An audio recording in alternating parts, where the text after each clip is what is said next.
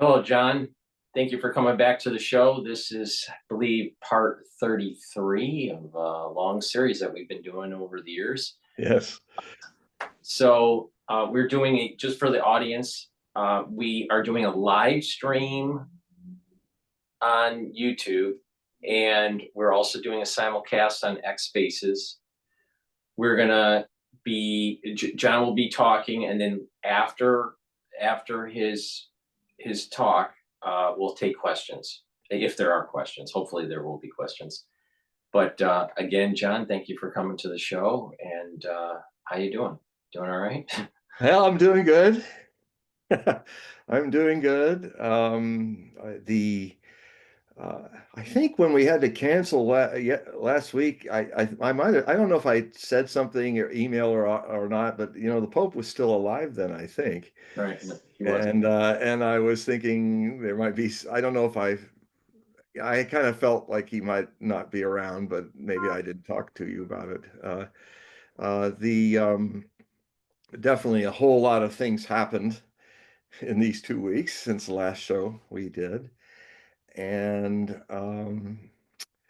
the thing I'd like to focus on today is something I've been preparing to do for a couple of years now, is to update my book, The Last Pope, which was one of my three biggest best-selling books. I released it in 1998, and it's basically it was the first full-bodied book. And what I mean by full-bodied book is a book that's like 450 pages in the stock style. So it's like a hefty book. It's about the prophecies of the Irish saint, or purported to be from the Irish saint, Saint Malachi, who had purportedly had this prophecy hit him when he was on the Janiculum Hill in Rome on his first of two attempted pilgrimages. He succeeded in this first one in 1138 AD. And the story goes that he was overlooking Rome and the sunset, and suddenly, as dusk fell, he went into a trance that lasted all night. And his scribes, his monk assistants, were all writing down. They were remembering writing down as he started to mumble these Latin mottos of 2 to 3 words, and then wait, and he'd say another one of them until he had, by dawn, 111 mottos, followed by a small paragraph, a coda of about 29 or so words about the final pope.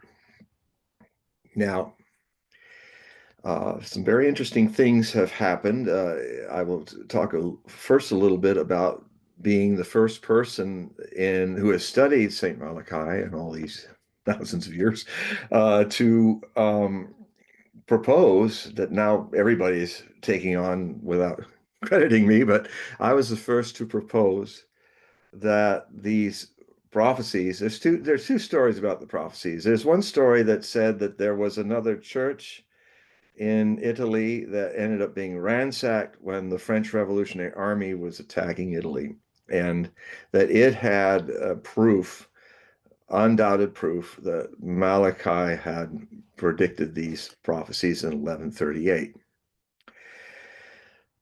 But the other source of it is that there was a little chapter in a huge Benedictine volume about the lineage of the Benedictine monks, probably going back to 500 AD when Saint Benedict, called Lignum Vitae, the line, the living line, by Dom Arnold Wion in Rome, I believe, who wrote it I believe, was in the mid 1590s. And these 2 pages are the only thing people remember of this vast book, because they were implying in the prophecies of the popes that Malachi had predicted all the popes from from when he was there in Rome all the way to Judgment Day. And he did 111 of them with these Latin mottos. Now, these Latin mottos have about 5 ways that they can be interpreted. They can sometimes give you the Christian name of the Pope, not his papal name, or they give the papal name. They can be not so much about the Pope, but somebody who dominated their reign or tyrannized their reign, like what happened to Pius VII. It was called, the motto was um, uh, uh, rapacious eagle in English.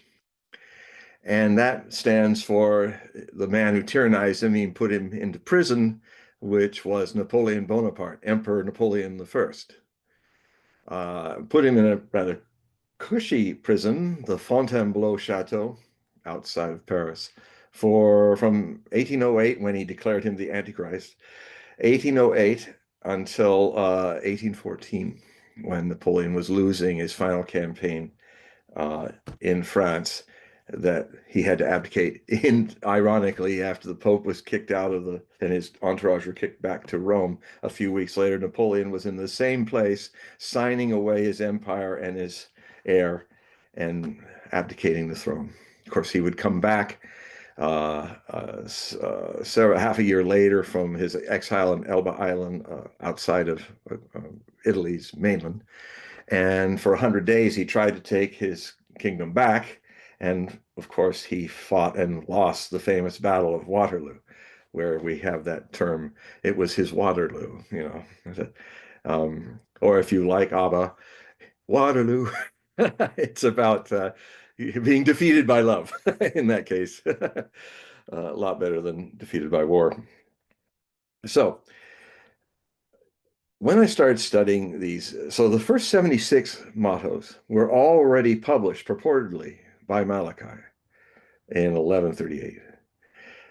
And that meant that when this was published in Lignum Vitae, there were 36 more mottos left to the final days of the popes and Judgment Day. Now, as a prophecy scholar and somebody who actually makes prophecies as well, the first thing I noticed was something I never had seen before. The first 76 mottos, uh, some of them name the man, some of them describe the man, some of them describe the tyrannizer of the man. A lot of them are the heraldry of the man, like Flos Florum for Paul VI, the recent pope. That is, his was the fleur de lis, three fleur de lis. So flowers, flower, flowers. Give you another example.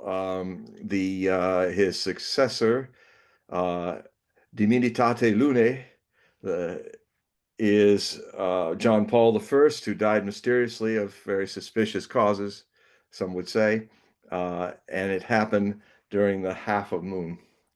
It was one of the shortest pontificacies, and in the half of the moon. So he was inaugurated as Pope around the half moon, the waxing, and then on the waning half moon, he died suspiciously around 4 o'clock in his bed, with his many of the things that he ate, and things like he ate at night. He liked to eat jelly beans because he had low blood pressure, and that kind of worked up his heart a bit. All that was taken away by the Secretary of State, Cardinal Villot of the Curia, that's the cabinet of the Pope, and they rushed him to be embalmed so he wouldn't be given an autopsy. Very suspicious stuff. And of course, out of all that was what he had done a day before. That morning he was going to wake up and hire and fire different people to run the Vatican Bank because of all the mafia influence in the Vatican Bank. And if any of you've seen Godfather 3, it's a fictional variation on the theme of what happened to John Paul I. And then all the mafioso that ended up being murdered in this scandal, with the last one being hanging from a bridge in Rome somewhere. Um, and and that was also in a Nostradamus prophecy, which is quite remarkable. But so that's one, die half moon to half moon. Then you have John Paul II, the Great, the saint, they say. And his was Dimititate Luna. No, that's not it. What was it? Let me pull it out. It was Labor of the Sun, but let me just find it.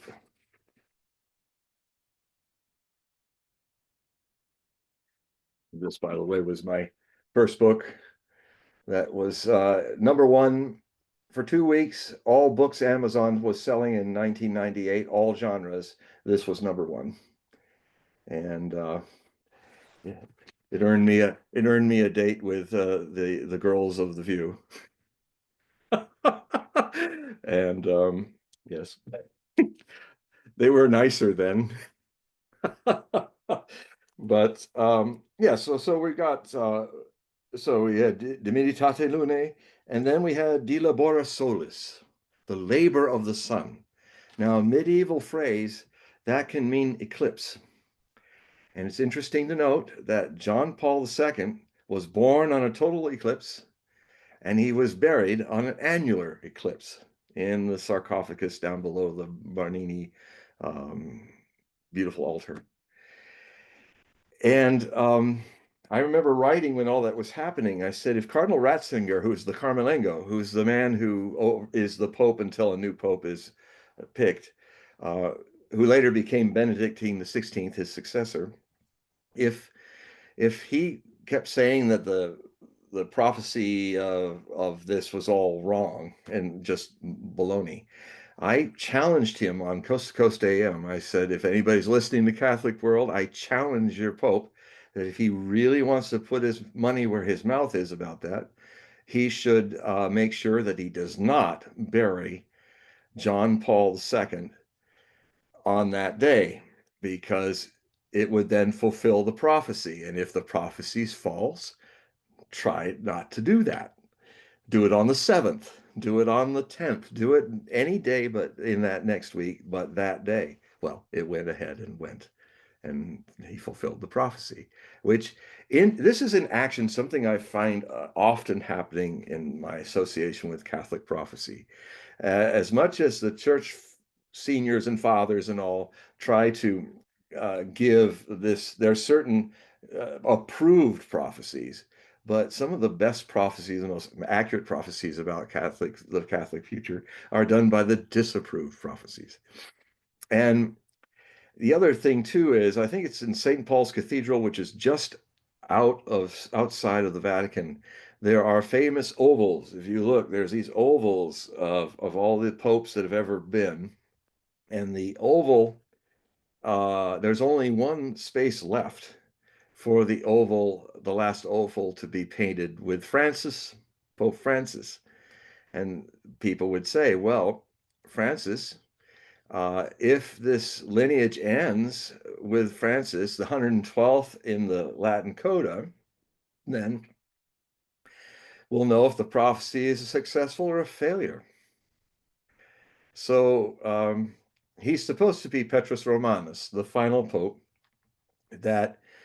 And it's important to note that this is the only time of all the mottos that there's a short paragraph describing him and the things that are happening openly in the final papacy, final pope. But it has one strange thing it does not do in the other mottos.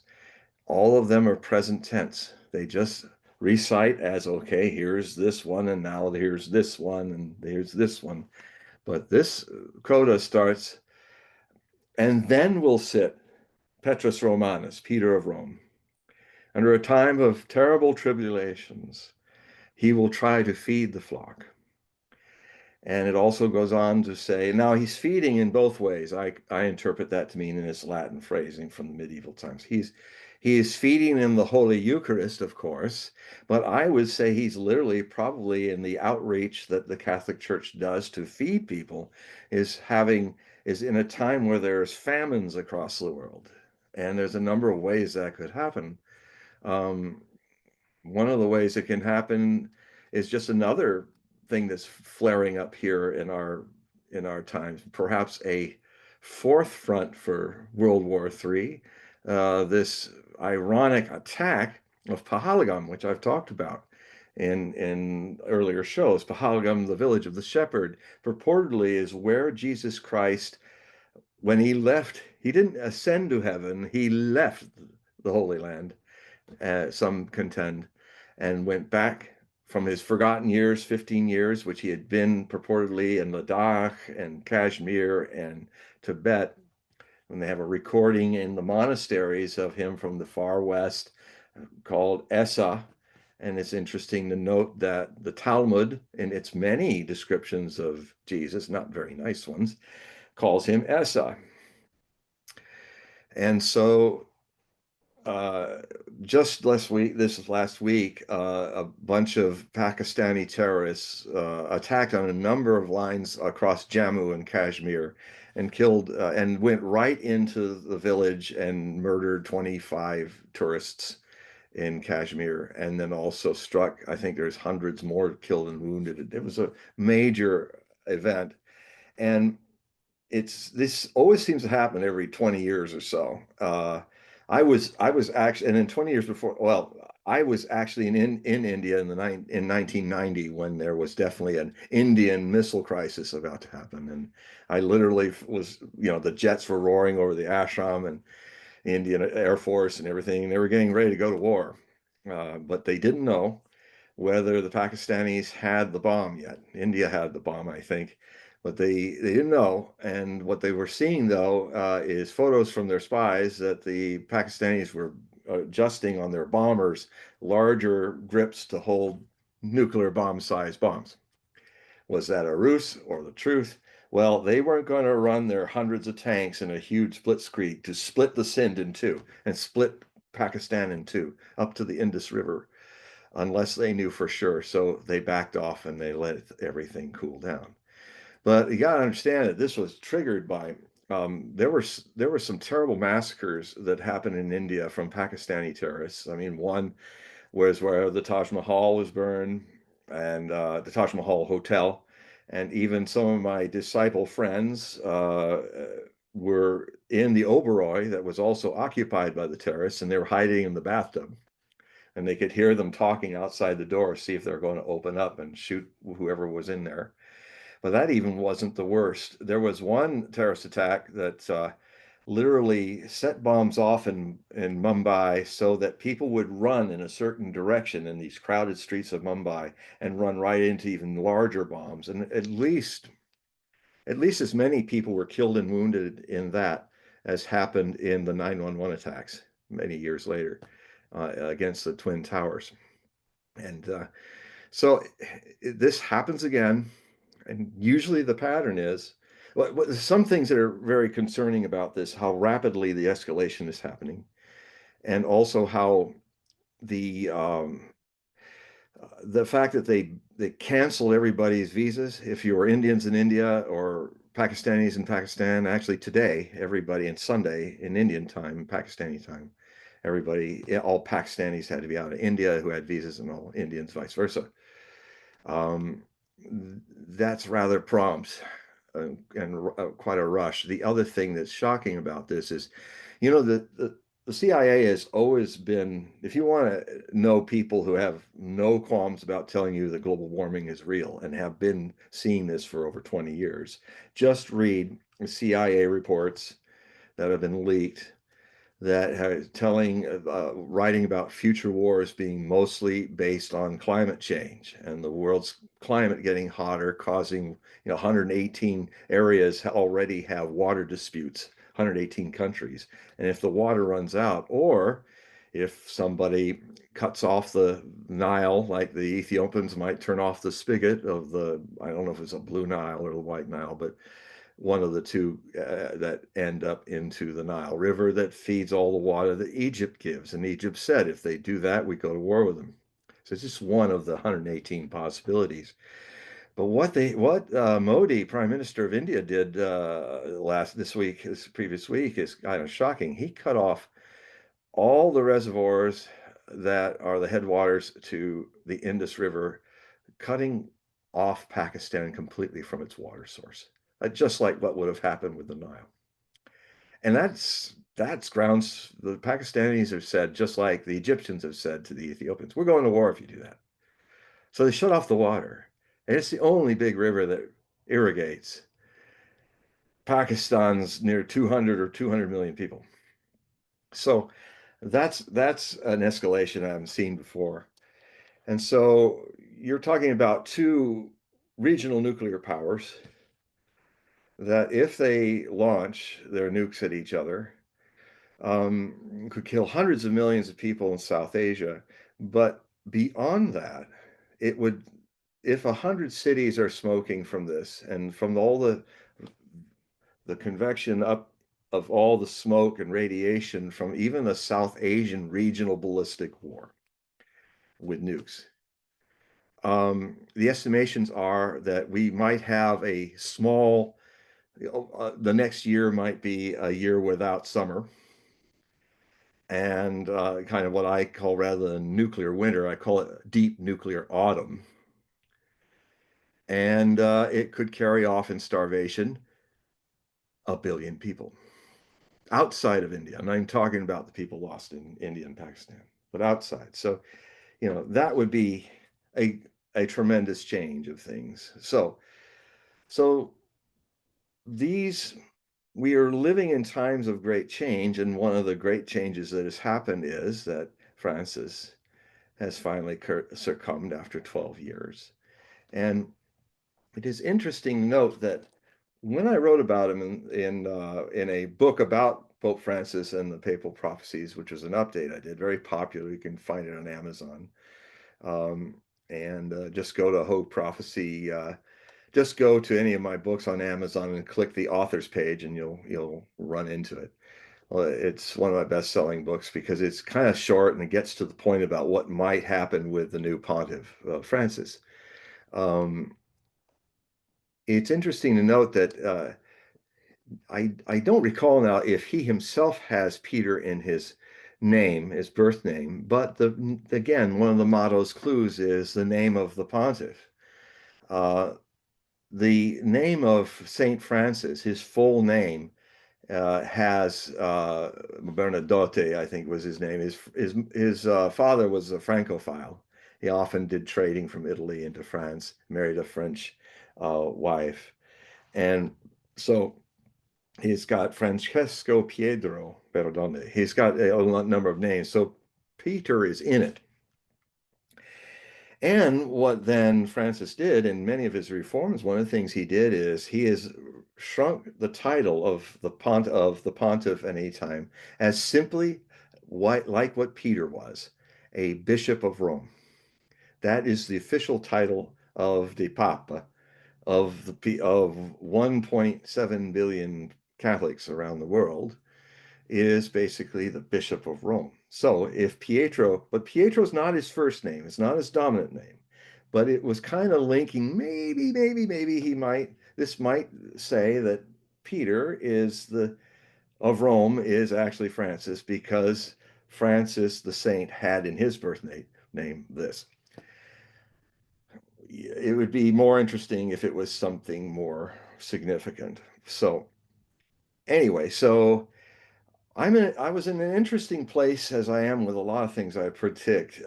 It's often I'm predicting, trying to see what's in another room, in a beyond a closed door. And I get certain instincts about what is beyond the closed door, like what may happen with Francis, to give one example. What may happen if we're in a Ukrainian missile crisis, like we were at the end of last year. And then when the door is opened and that we're in the crisis, it helps give new insights that can only be added to a prophecy when it's activated. And that's by moving through this door of the present into a future time. And now that Francis has passed, and now that we're seeing some of the new people coming up, I have a different feeling about this very strange thing that Malachi did. His 111 mottos, uh, and there's ways I'm going to describe it, not just from St. Malachi's own prophetic vision, but added to that is the vision of the ancient Benedictine prophecy that saw something that in the Catholic faith is far more significant in the end times, in their eschatological prophecy, than what the Protestants throw into the book of Revelations. It's interesting to find out that the Catholic Church is more leaning towards the preterist view.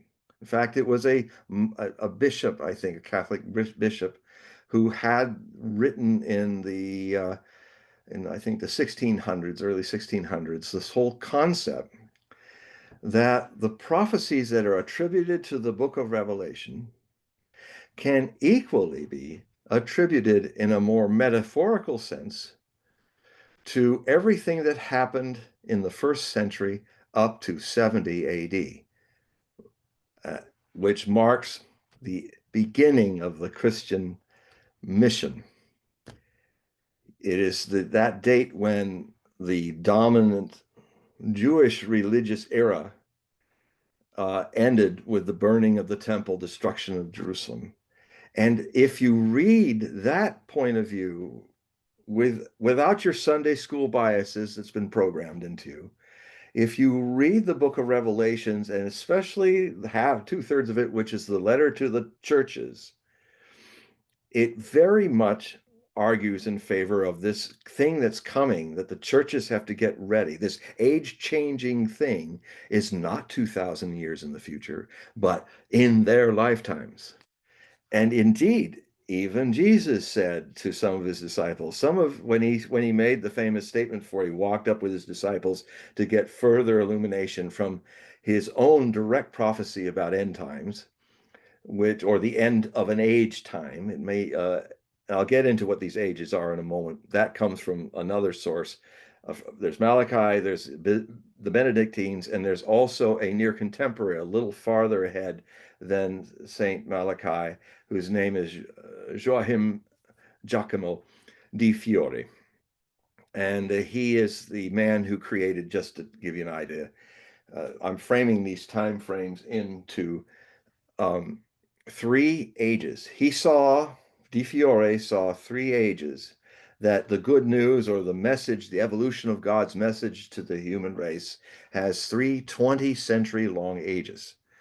The first age is the age of the Father, the Old Testament, which ended with the ministry of Christ, according to Christians, and the destruction of Rome, the destruction of Jerusalem, and the diaspora beginning, and all that. And that Jesus was predicting it in 33 AD in his ministry, just before his passion and crucifixion happened, days before it happened. He was saying the temple will, not one stone will remain of the temple. And he added on in Luke and in other remembrances of the apostles that he said, many of you will see me ascend. Many of you will see this happen, because it's not a temple in the future. It's happening in their own lifetime. So the 3 ages are the age of the Father, which ended with the destruction of the temple and the sacking of Jerusalem, and the beginning, a 2-step phase with the Romans fighting in Judea of the diaspora. The second then is the 20 centuries of the age of the Son. That's what he called it. It's the Holy Trinity in 3 20-century ages. Now, when that age ends, there'll probably be some travail that reaches some kind of climax, which should change the way we look at the millennium. Everybody celebrated the millennium coming in 2000, believing that it's about the birth of Christ. That's what changed the BC to AD, Anno Domini, to that whole calendrical affair. It presumes that the birth of Christ, which is only potential, is the mark of when we really should start counting the age of the sun disappearing into the age of the Holy Spirit, which is the age where um, the middleman, the priests being the go-between between God and people, is slowly disappearing, and God's message, if people are open to it, can go directly to them for the next 20 centuries. That would be ending the Aquarian age. So the it is not the potential that marks the millennium, I contend. It is the action of Jesus Christ, his ministry in his final 3 years, his passion and his crucifixion and resurrection, according to the book. These are the acts that starts in motion the travail that ends the age of the Father and begins the age of the Son, which means the millennium doesn't really come. It hasn't come yet until what, 8 years from now or less. I'm not very good at counting numbers when I'm live. It's 2033. We should all be looking at the third millennium. The second millennium ends actually in 2033, not in 2000. Um, so, and then we start a period of travails that climaxes with what the book of Revelation was really talking about: the destruction of Jerusalem, the destruction of the temple, and a new religious thing coming to the world. It's less, people take it too literally. And it's really about, that's what the preterists say. And surprisingly, the Catholic Church leans towards the preterist point of view. And one of the reasons why is a pretty good one. Um, this is the only time Jesus Christ in the New Testament spoke prophetically directly to his disciples, not some person channeling an angel via Christ via an angel to a guy in a cave under arrest by the Roman Empire called Saint Paul. I mean Saint John. Sorry, Saint John of Revelation. This is more direct. This is the people. It's just a two-step, not three steps. This is Jesus written down by at least a couple of witnesses that wrote it down, and Luke later, of the main apostles and the main books of the New Testament, saying uh, that this is after he was telling all of his disciples came out of the holy temple and they looked up and said, "What an amazing edifice that is!" And Jesus just looked at it and went, "Not a single stone that you see today will be here. It'll all be gone." And that shocking statement, they walked up to the Mount of Olives, and that is where he gave what people call the little apocalypse, rather than St. John's apocalypse. The little apocalypse, which is I think, since it's coming from Christ himself, I think it really has a lot more merit than something channeled by St. John or somebody, one of the many Johns that were apostles of Jesus that knew him or later came. And so the so the so we have St. Malachi's succession of pontiffs. I'm viewing that now on this side of the door in a very different way. Now that's enacted, now that the guy who looked like was going to be Petrus Romanus is not.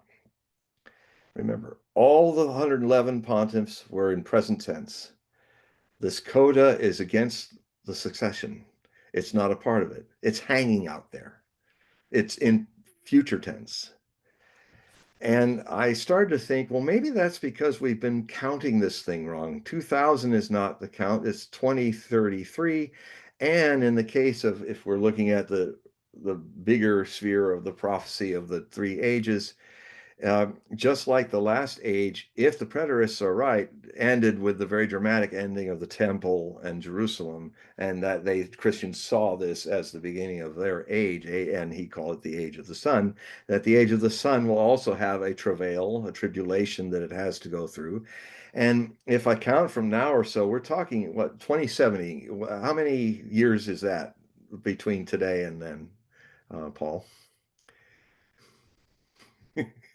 I'm throwing it to you. Wait. So what year? Wait, Well, if you count, if the 2070, how many years is that away from 2025? 2070 to 25. No, 20, yeah, 2025. How many years does it take? How many years is it to 2070 from 2025? 45. Yeah, really? 45. Okay. Now, 2070, 2070 minus 2025 is 45 years. okay, how many years is it from 2033? 2033 minus 2070. Drawing 37 years. Yeah, okay. Yeah, so what is intriguing about that is if Francis is not Petrus Romanus, that's what I'm saying. But he's also not part of the succession that Malachi broke. And here's why it breaks at 111. The succession doesn't continue. It just goes to the end of Judgment Day and who's the Pope. That I contend that that means that he is, and this is where I get back into the apostasy. The great crisis of faith is the cornerstone to revelationary prophecies of the Catholics. It's the most emphasized. At the very top, a schism, a crisis in belief. And it's not me saying it, it's Jesus saying it. In fact, in my update of this book, I'm going to go through Matthew 24 through 27, and I'm going to look at some things that have dogged me for all the years I've been studying the Bible. And I'll give you an example. I think it's in Matthew 27, the statement that, and I'm paraphrasing, people will say when this time comes, many people will come to me and say, "What, we cast out demons and we healed the sick and we did all these wonderful things in your name." And he'll say, basically, he says, "You never knew me. I never knew you. Get ye away, you workers of iniquities." And the reason being is, folks, there's no such thing as Jesus Christ. It's made up. If you were in a time machine and you managed to land and see him going into Jerusalem with on the donkey, and if he yelled out, "Hey, Jesus," he wouldn't look at you because his name is a Jewish name, Yeshua, Joshua. He is a Jewish reformer. It's St. Paul that made him into a Gentile religion. And so I really think Christianity should be called Paulianity or Paulinanity. And even early church fathers were Tertullian, for instance, his scripture, his writings survive where he's really castigating Paul for he's bringing all these heathen ideas into our religion. One of those heathen ideas, by the way, is the Holy Eucharist. It's almost word for word the Holy Eucharist of the Persian Messiah that was widely worshipped by Roman legions at that time, Mithras, who was also born of a virgin and also died and was resurrected. And his Holy Eucharist is almost verbatim the Holy Eucharist of Christianity.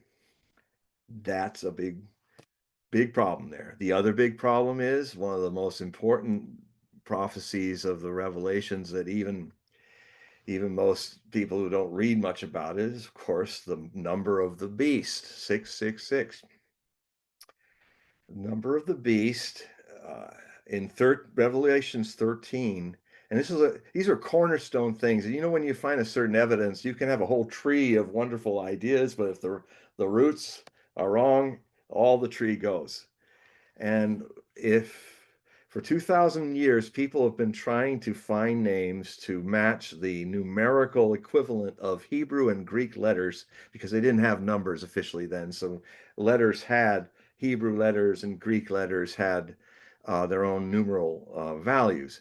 So if you spelled a name that would end up adding up to 666, you would spell the name of the beast of Revelation. Well, the beast of Revelation One name that comes up very quickly is in Greek, Neron Kaiser. You know, Revelation's written in Greek, so we'll take the Greek word for it. It's the same in Hebrew, I think. Neron Kaiser. Nero Caesar is the beast of Revelation, not somebody in our time. You can't make Trump out of it. You can't make this person or that out of it. I've had people, thousands of people, been giving me numerical equivalents, and you know, it just doesn't work because it's not in the Mediterranean. It's not following the other things of Revelation. And then when you think about that, that's a later edition. We've talked about this before, but it has more pertinence now in relation to this situation. You know, is Revelation really just something that's about contemporary times of 33 AD through 70 AD, or is it really about something that's about to happen to us? And I must add, which I did in an essay in my book Messiahs in 1999, I wrote this essay called From Propaganda to Armageddonomics. And that basically looked at how I contended even back then that the whole Revelation prophecy game that's been going on for 2,000 years is one vast hypnotic suggestion. And you can make things happen in the future if you have enough people hypnotized to do it. And with the Christian religion, all of its sects, including its largest, uh, are kind of anticipating that in the future, except the Catholics, if that know their prophecy. Um, it's about the apostasy, the crisis in faith. Well, the thing that's happened is that so that brings me to the Benedictine prophecy. Because this idea of the apostasy, of course, has been as old as the New Testament has talked about Jesus talking about it on the Mount of Olives. And important to remember the Mount of Olives because it comes up more than once. It comes up in St. Malachi as well. And it, the first thing is that the Benedictine prophecy said that when the apostasy happens, this crisis of faith, it'll be caused by a pope named who is a Benedictine pope. Now, sometimes prophecies get some things right, and they get the essence right, but they assumed that it would be a pope named Benedict. Well, the motto that breaks the succession is with Benedict the 16th. Benedict is not a Benedictine, he's a Celestine monastic order. But he wears white and he loves Benedict, and he's presumed to be Benedict returned to bring conservative values back into the church, to do what Benedict did in the 500s to make the church survive its birthing pains. And that's why he's one of the great saints. So he's not a Celestine, but Saint Malachi in his motto, if it's St. Malachi, but even if it's somebody under another name in the 1590s, we'll get back to that. He's the prophet or Malachi is the prophet who says that the motto will be Dei Gloria Olivae, the glory of the Olivetan or olive. There is an offshoot Benedictine order who wear white robes like Benedict. It's a Celestine. They're called the Olivetans. They're charged with the interpretation and prayer towards preparing the world for the little apocalypse that Jesus said on the Mount of Olives. Olivetans, olives, olivae. So with that, with him being the break, because the apostasy is a schism in the church. And I'll just say right now that the West, in main North America and Europe, belief in the church is waning. But in South America, and also, although there's a lot of progressive in South America, there's an evangel movement of conservatism in the Catholic Church across South America, and also in the booming parishes of Africa and Asia. And when you look at the 1.7 million people, the vast majority of Catholic believers want tradition. They're against this progressive move. They are against the Vatican too. Now, I was I started to prepare the update for the last Pope when I saw that the Pope was having trouble with his knee, and I feel his time is coming. And so I started preparing for the update so that I can maybe make it happen 6 or 8 weeks when he dies. And so I did this mainly because he was talking about he was open to retiring like what Benedict did, which basically is a break in the tradition. That's the first thing that makes this. So he was open to doing that, but before that, all the popes served until God called them, and for a long, long time before, there was only one other person that was kind of tricked to drop the pontificacy, and it did lead to a really dark time, but they got through it in the church. Um, so this this this break is already in the traditions. The Bishop of Rome, the and I'm not against it myself. I'm just saying that this line of we had a very conservative Benedict the 16th, followed by the most progressive Pope in history. Uh, which last week I one of my great sources for a lot of my stuff is watching Judge Napolitano and Judging Freedom. He has great guests on. Of course, he's Italian American and he's a traditional Catholic. And with good nature, he said, "Well, I gotta admit, he was saying to the guest, um, which it was Alistair Crook, an incredible specialist on the Middle East. He speaks fluent Hebrew and Arabic, and he's always a great source for finding out what Hebrew news is really saying." Um, and anyway, so he's saying to Alistair Crook, Papal's Crook, by the way, not a crook. It means it's an old English word for crook, as in crook of a saint or something, with an E. Uh, he was saying, well, as far as I'm concerned, I'm still waiting to have a pope that's a Catholic. He laughed at himself, but he said, even, I don't basically he didn't consider, and I know that he was being polite because a lot of other people that do not like Vatican II consider him a communist, a socialist. And so it doesn't get in the news a lot, but there's the move is towards a schism. And that so I'm contending that whoever's the Pope elected, well, Francis is one of them, and whoever is going to be elected next in this long period of time, if this transition tribulation is right, um, um, even if he's a long-lived Pope, we're going to have at least two more people be Pope, at least maybe three, before we get to 2070. And Francis then is not Petrus Romanus. He is the popes that are disconnected from the tradition. Call them anti-popes. A lot of people in the Catholic Church who are not into Vatican II feel that way. They didn't like the fact that he did a stealth Vatican III with his synod, Council of the Synod, that lasted a year and a half, and through the back door changed a lot of the dogma and doctrine that John the 23rd, progressive, and also Paul the VI did in Vatican II.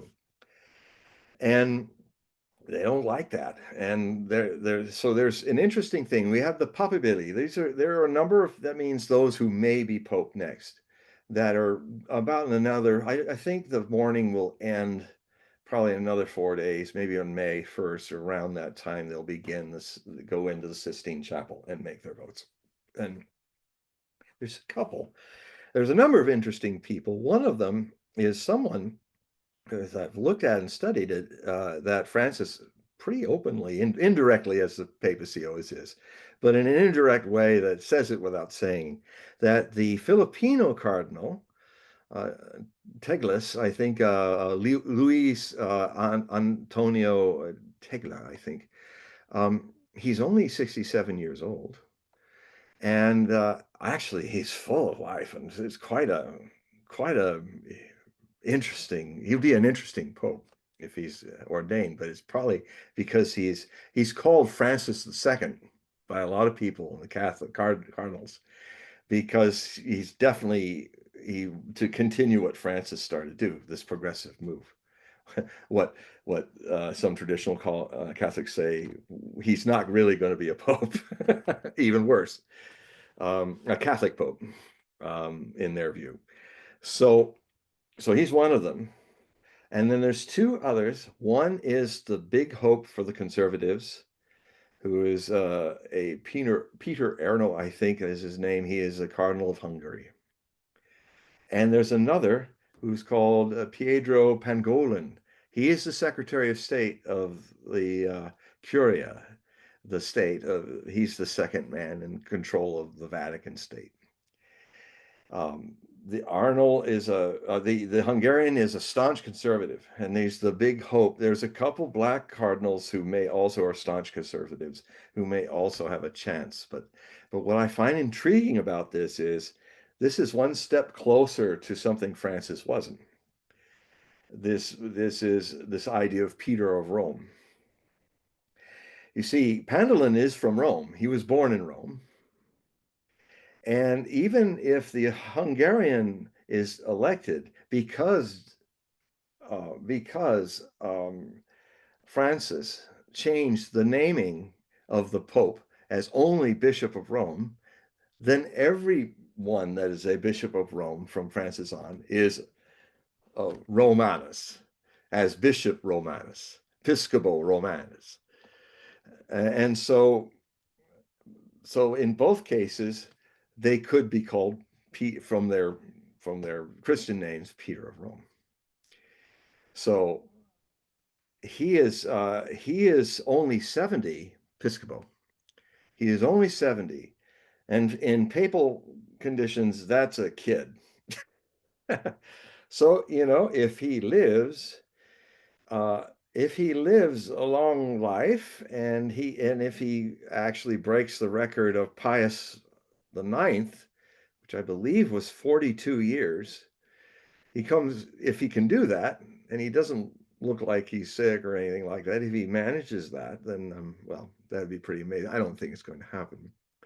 And I just wonder if there's a few more popes and conclaves, if more things are going to come up that match Petrus Romanus even further. It's like it happened a little bit with Francis. It's maybe happening a little more unless the Filipino cardinal gets it. And then maybe it'll be happening more. Some of the hints in the final coda may be engaged. So the final paragraph is quite terrifying, because it says, that I'll give you some of it, is that he will be feeding. There will be Petrus Romanus, Peter of Rome, feeding the flock in terrible tribulations. So feeding them the Eucharist of the faith, and literally Catholic outreaches, probably trying to feed the starving billion Catholics. And something that's happening, global warming, this or that, I don't know. And then he said, the city of the seven hills will be destroyed, and the awful judge shall judge the people. Pretty doom and gloom there. So that kind of looks at that collective vision of the destruction of Rome, which came up in some interpretations for the Fatima prophecy, that Ratzinger released during Paul's pontificacy, which that's a whole other story, because that was a fake prophecy that Ratzinger put up. We can talk about that another time. So that leaves us with an interesting contrast. Now, death and destruction and pain can also be a prejudice of the prophet that sees it, that cannot see a world that's changed from the world that it expected.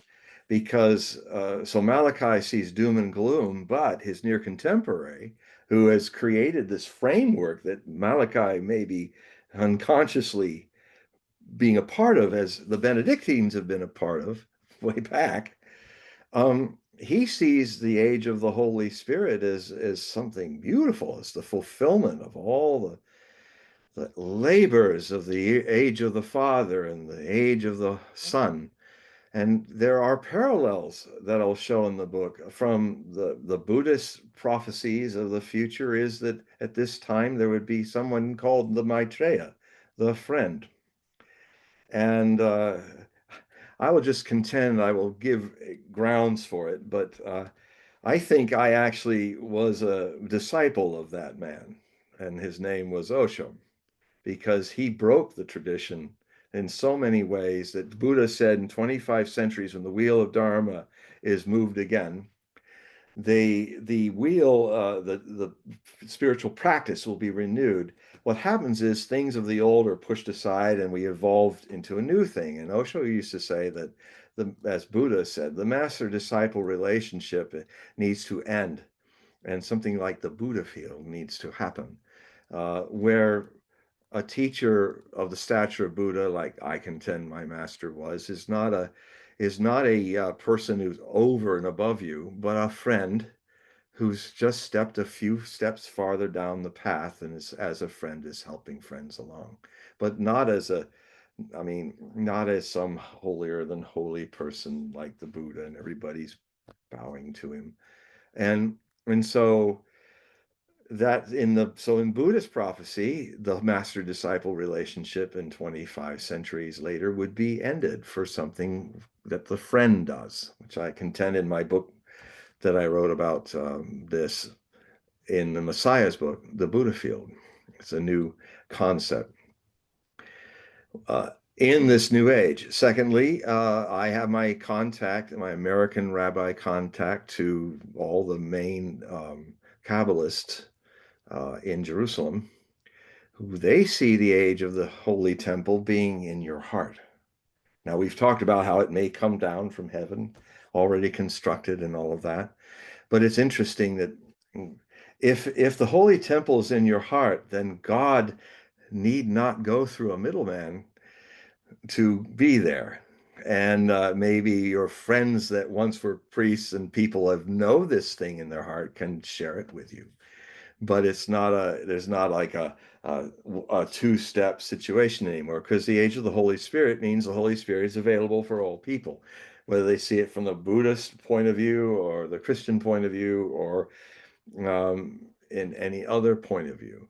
So there's a correlation between what Di Fiore, Joaquin Di Fiore, was foreseeing in the early century after Malachi. And what he was doom and gloom is, see, Malachi is on, his vision ends at the door closing on the Christianity that he knew. That's what I'm saying. But Joaquin Di Fiore, I contend, could see better what was hiding behind the door. And it's very similar to what happened with the Hopi prophecies of southwestern United States. Their idea of that we've lived through four worlds that have been destroyed and recreated to start things anew. The last world, the fourth world, was born from the third world through a great flood.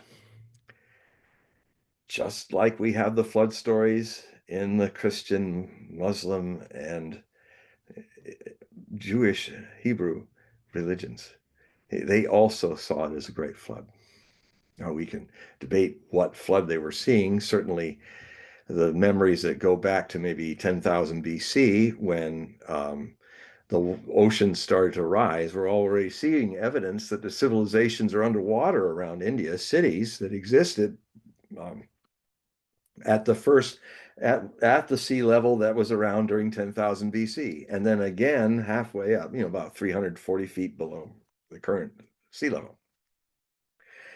So all the ancient peoples have some memory all over the world of a flood, and that the one that science could say happened was then, 10,000 BC, which indicates that civilizations have had memories going farther back than we officially declare.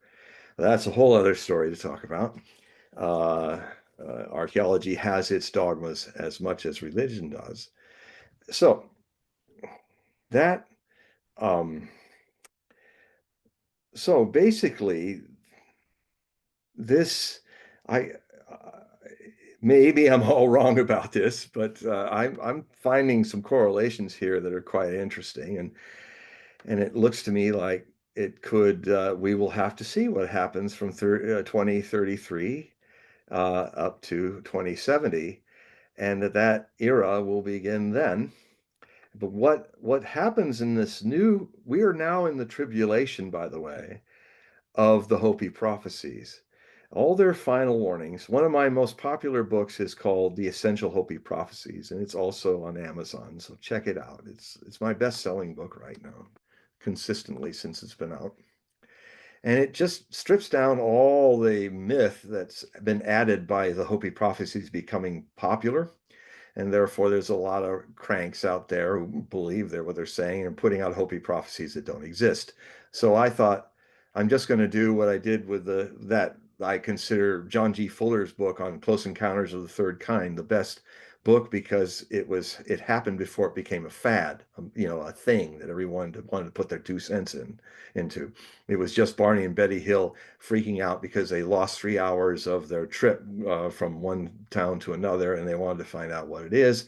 And fortunately, the psychoanalysis guy was just a good Jewish shrink who had no interest in any of that. And if they're seeing UFOs and he just did the hypnotic thing right. He never gave anything to them to he never like would ask, is it those people you talked about? Yes, because when you're under hypnosis, if somebody asks you a question like that, they'll say yes. So he just said, and he just would just pass it. And what happened next? And then what happened next? And so he didn't get involved in the suggestion. He didn't offer any suggestions. That's truly the way hypnosis should be. And a lot of people who've seen a lot of stuff about UFOs and all and even written books about it, when I look at their sessions, I'm saying, oh my God, this guy's an amateur. He's leading the person on back in his hypnosis. You mean those are the grays? Yes. Um, he should have said, and what do they look like? See the difference? You don't give him the answer, and he goes, yes. He said, well, what do they look like? And and then if the person said, well, they were gray and they had these big black eyes and a little slit as a mouth, and he could say, were they wearing anything? He never would say, are they the grays? Amateur. Uh, so So what we're in now, I contend, and have been for decades, that the 2020s are the beginning of the Hopi purification by fire. So we're in now. I've talked about the Buddhists, I've talked about the Benedictines. I'm now bringing the Hopis into this convergence of very different things, including in prophecies of the Catholic prophecies are indicating, trying to grasp what's going on in our turbulent times right now. I mean, India and Pakistan about to go to nuclear war. The Russians are now about to start their great advances, and the Ukrainian army in the next year is going to roll up, and then people are going to freak out and try to jump in. That's happening. It looks like even the issue with China and a tariff war could end up being a war as well, because the Chinese aren't going to stop. They've had enough of what is going on here with this, and they're going to win that tariff war. So it's about time for certain wise people who are, if they're not wise yet, eat some humble pie like the president and say, I screwed up with the tariffs. I should have read that book better than I did about McKinley, because if you understand McKinley, he never did what Trump has done. He's never tariffed everybody on every good. He only tariffed those certain goods by 10% or more, or a little more, that German steel and like the steel industries, German steel and British steel were trying to be cheap enough that Americans wouldn't buy American steel and it would hurt Americans. So he didn't like put 100% stuff like that. It's just off the off the wall. I won't say the F word. And so um and it's blown up in his face. And it's set in motion actually a whole new world, because what it's done is everybody's leaving the dollar even faster now. He's literally, I show you, see this US dollar and light it off. There. There, what are you going to do about it? Keep burning them, honey. Keep burning them, they're going to say in Beijing. We'll just go with the rest of the world that doesn't want to be with you guys anymore. So things are in upheaval. Structures that we've had are going down. And so the purification by fire can be, it can be, if we're unconscious, it can be global warming overwhelming the world, because it's coming. Even the CIA gets it. Even the Pentagon has written papers preparing for climate-oriented warfare because of global warming. Even the oil industries know that they're doing it, because their first reports back in the 70s and even in the 60s, their own scientists proved it, that the fossil fuels are warming up the world. They even made ads and documentaries about it, which all disappeared by 1980s, and they just pretended it. They never discovered this uncomfortable truth. So that's coming, and then war's coming, and so a lot of travail, but it's perhaps necessary for us to go through this. The purification can be about war, the flames of war, the flames of global warming, or it can be the inner fire, the inner eternal fire, the candlelight that all the darkness in the universe cannot put out. And I think that if one is going to go deep into this purification, choose to be purified by consciousness, by a fire inside you. And it doesn't matter what religion you follow. It is all the religions seek the holy light. So just, if you're a Christian, if you're an atheist, if you're a Buddhist, if whatever, just bring more light in your heart, because that's the flame that the Hopi enlightened people hope says will bring forth the fifth world, which will balance ecology and live in a much more spiritual state than, and that's implying the age of the Holy Spirit. These prophecies are converging. And I've just given you, you're the first people to get a little preview of what I'm going to write about in the update of this book, which I'm going to change the I won't tell the title yet until it's out, but I already designed the cover. I've already been ready for it. Now I just have to update I did that book when only John Paul II was around. So I have to write a chapter on Benedict. I have to write a chapter about Francis. Then I'll write a chapter about the apostasy and the age of the Holy Spirit to finish this one off. Hey, John, the first thing that popped in my head when you were talking about, did Trump, read, a book from McKinley or anything, the book of McKinley. I honestly have never seen Trump carry a book on Marine One. Every president that I can remember in my lifetime, other than Trump, carried a book either on vacation or, I don't know if they read it or not, but at least they carried the book, including Biden. But Trump, I've never seen him carry a book on Marine One. Of course, we don't know what books they were carrying. It might have been some a report. Sometimes they're published, or maybe it was. A lot of times they'll have, they'll have a novel or, Hmm. a book that just came out. It's usually hardcover, it's just, something you would get at Borders or wherever, Well, one thing we can agree on, yeah, Trump definitely he has ghostwriters writing his books, but he doesn't write himself.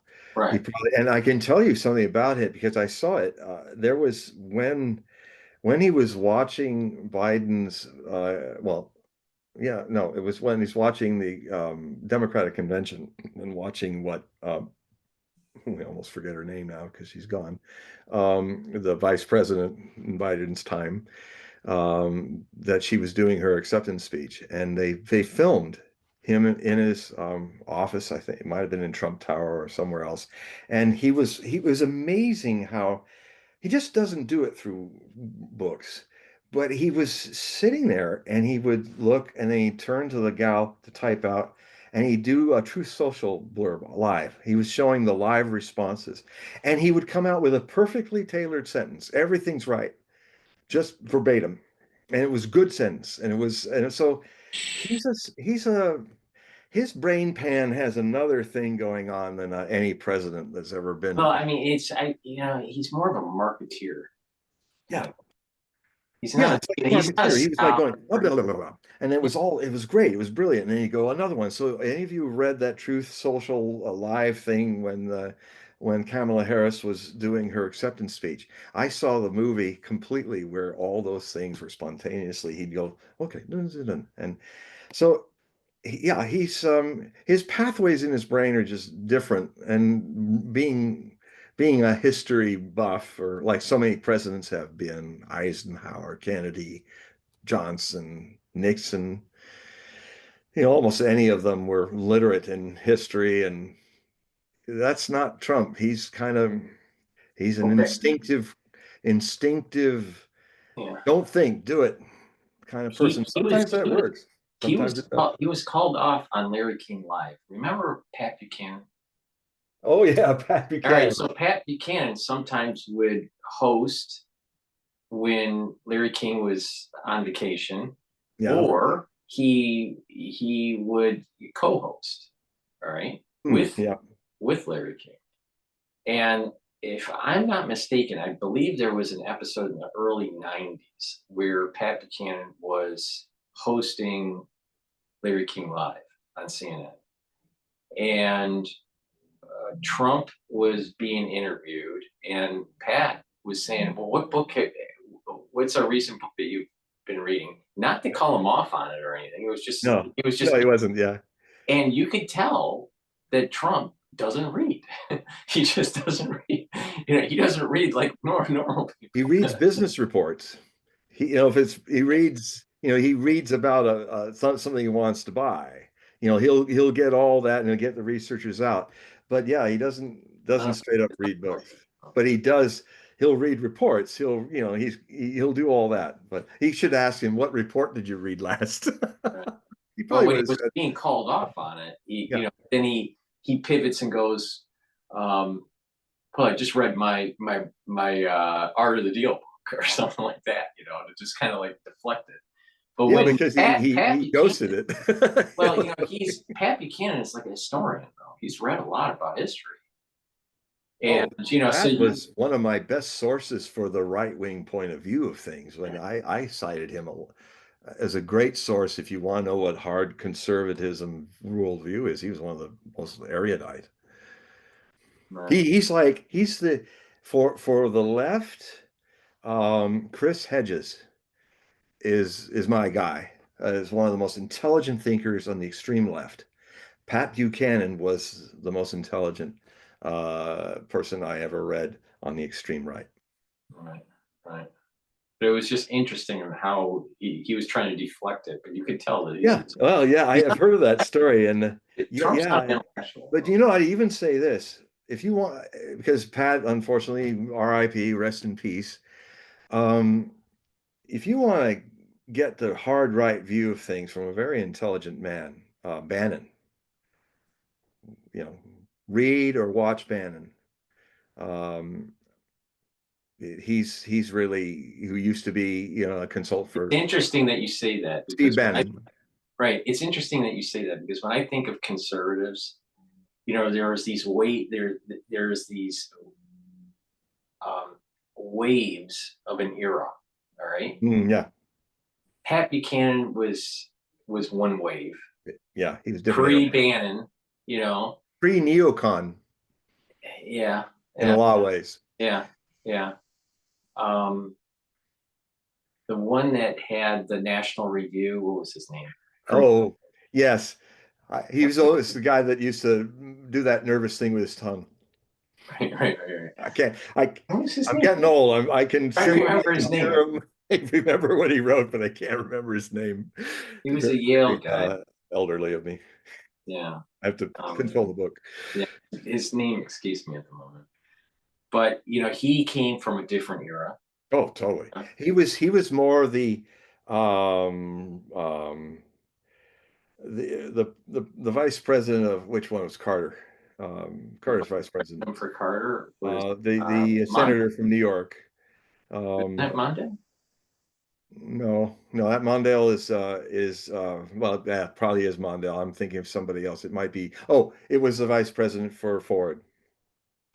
Um, I don't know who that was. yeah, anyway, he was governor of New York,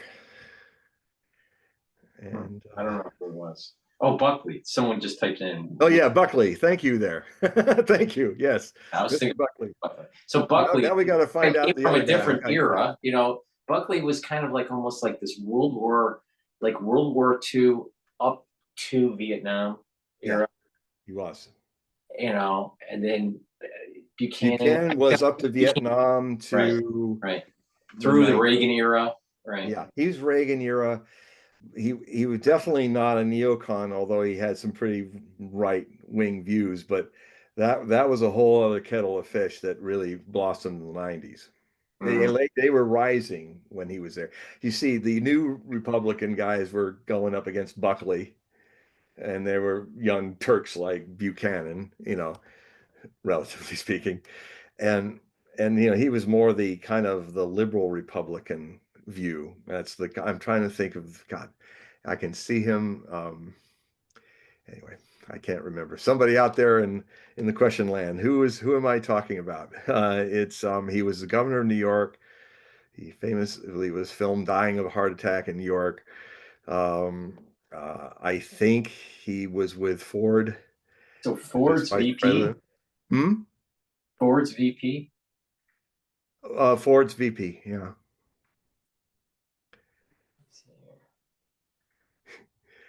This is old folks last time. Right. I'm trying to find it here. List of vice Starts president. with an R. Let's see here. I'm in Wikipedia. I'm just gonna scroll down and find it. I'm going to do the same. Wait, was it Rockefeller? Rockefeller. See, it started with an R. I Yep. didn't realize it was Rockefeller. Oh my God. It was Rockefeller. Oh, Yeah. that's right. Because Yeah. wow. Well, I got the R. Missed all the rest. Yeah, it's Rockefeller. Wow. New York as you come. But really a scion of liberal republicanism, which, Buckley would be considered a Democrat now. Nixon would be a Democrat now. Buckley was an interesting guy. He was. He was a very smart guy. And Oh yeah. and he said that he would write something. I think you'd appreciate this. He would write something and he said it wasn't really so much the writing, it was the editing that he enjoyed. And he would really ponder about should he use this word or a different word? And and the Yeah, well, this combination is that the nuance of it. well, yeah, this is the word craft. That's what I'm kind of a different person when I'm talking off uh, moment to moment, but in my writing, I'm very much, let's make sure It's a this is different the right mindset. word, the right nuance.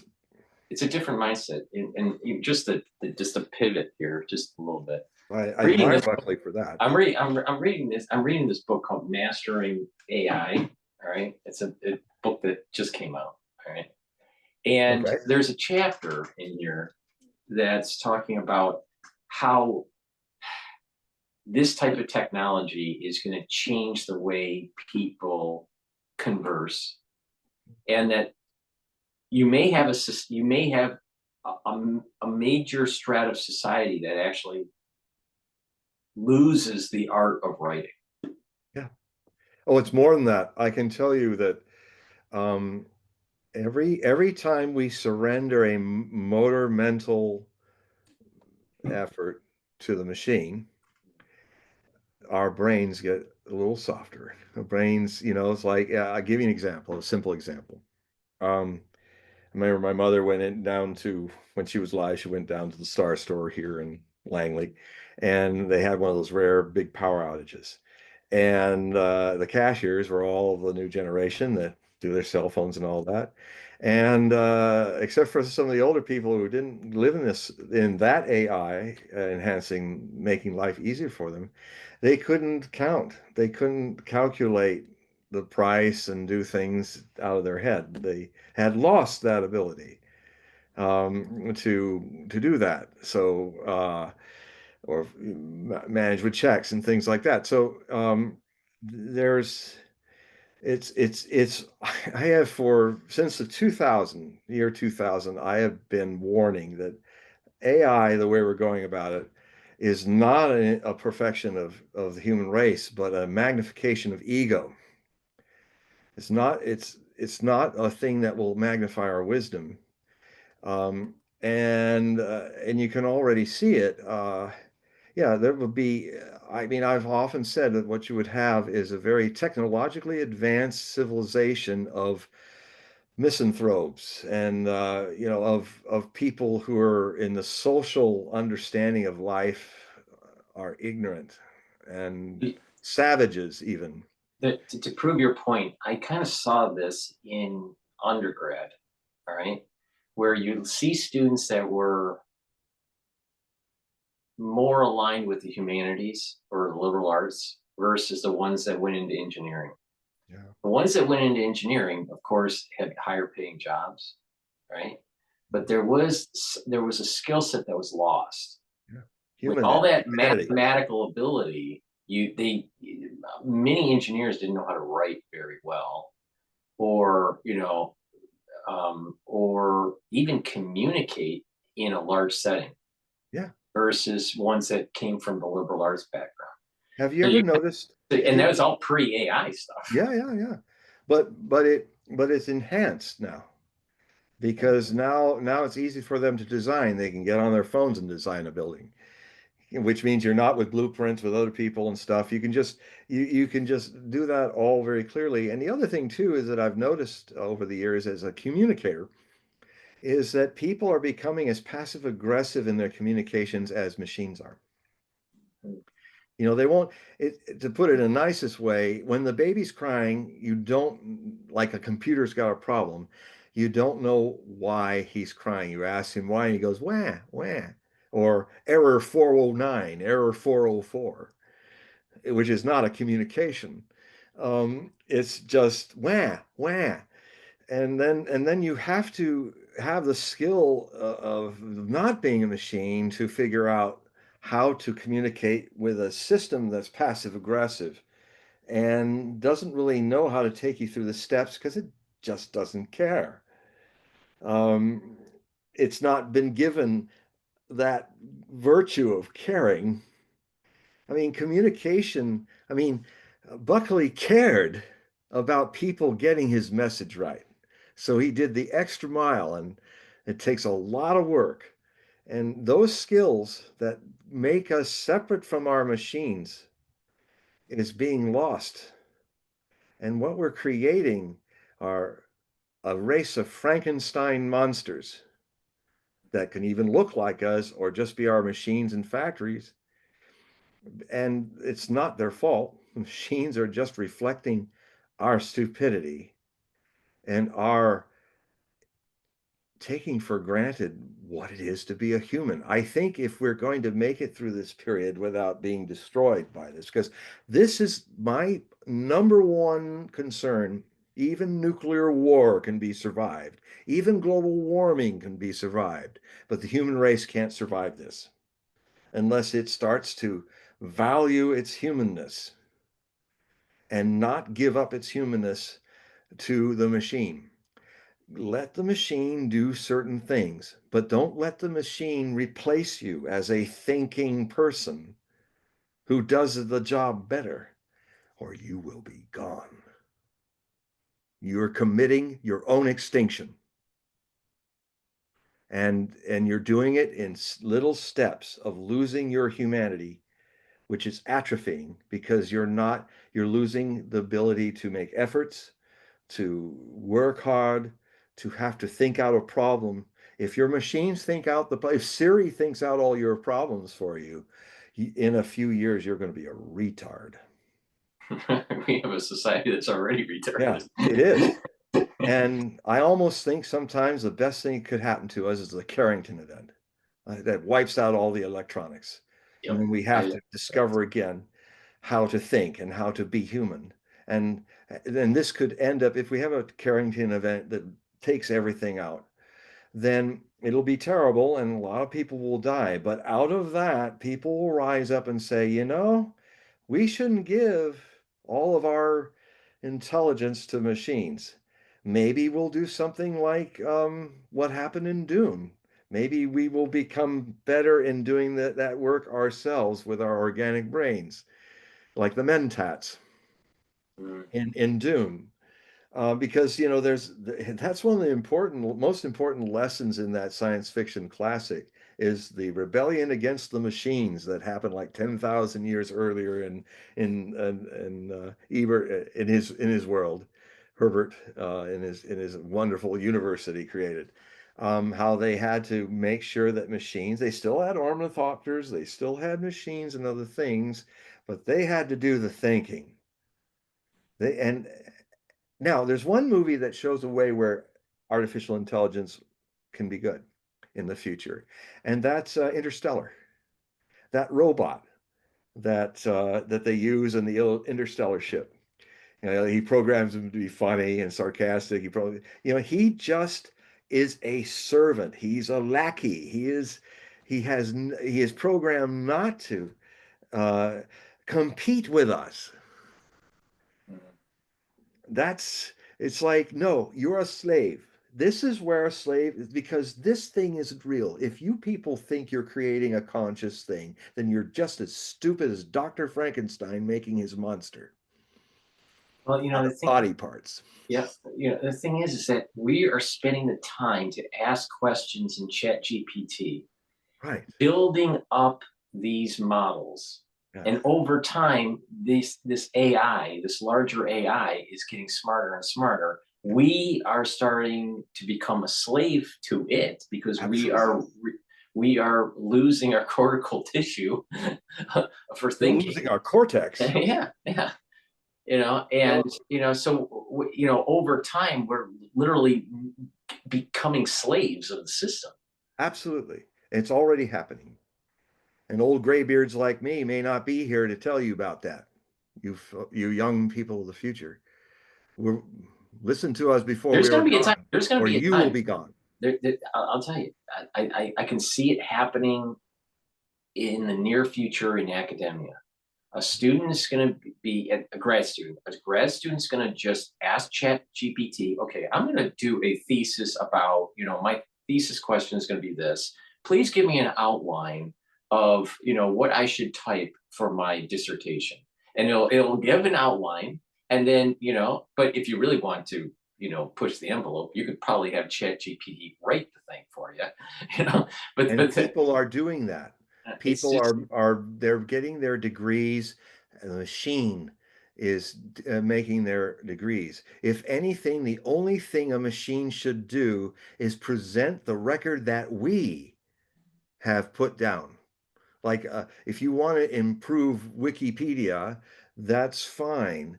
It's like I use Wikipedia because I can now access the books and history. I was just reading all kinds of stuff before this about Syracuse, the history of Syracuse and in Sicily and all. And all it was this is what happened. I had to interpret what that meant. I had to look at maybe another thing that another memory bank gives that has different accounts, but I still had to make the thing come together.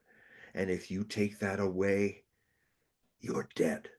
Your species will disappear because you're not, why should they support you? You're just a bunch of blobs. You will have surrendered your spirit, your humanity to the machine. Don't blame the machines. Look in the mirror.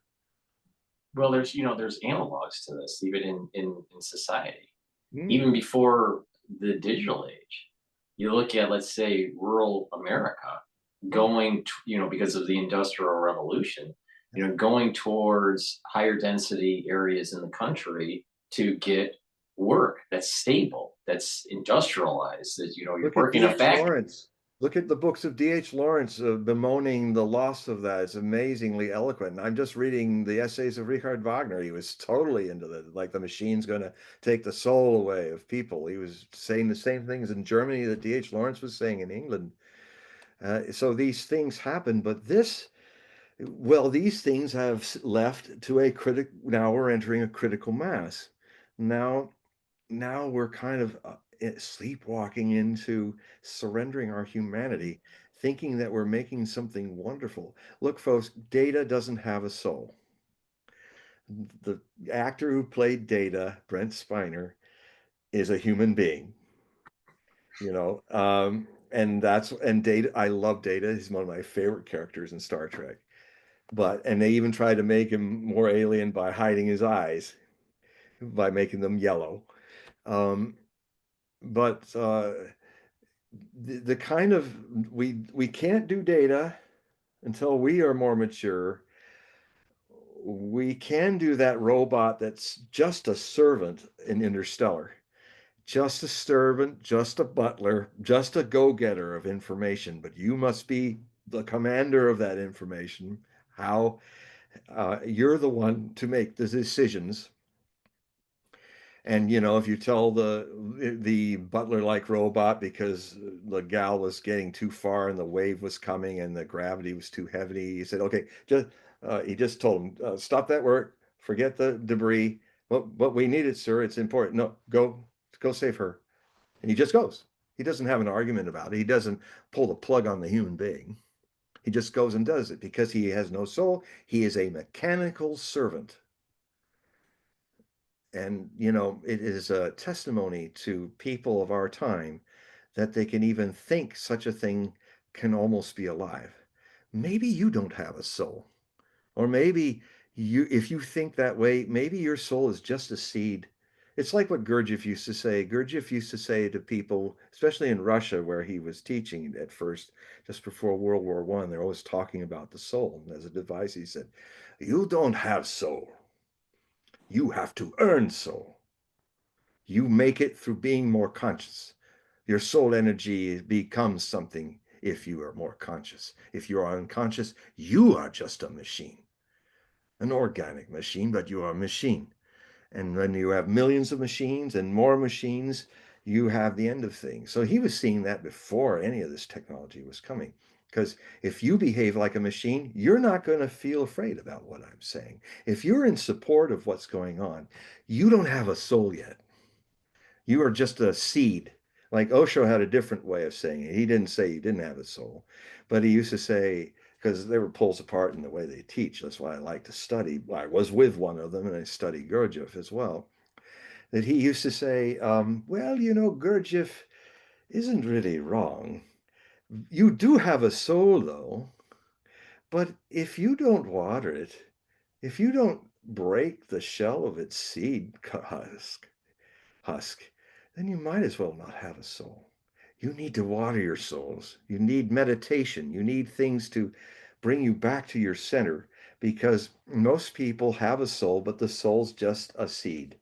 And they found seeds that if they watered them now, seeds that have been in the ground for thousands of years but never got germinated, they will grow that big tree.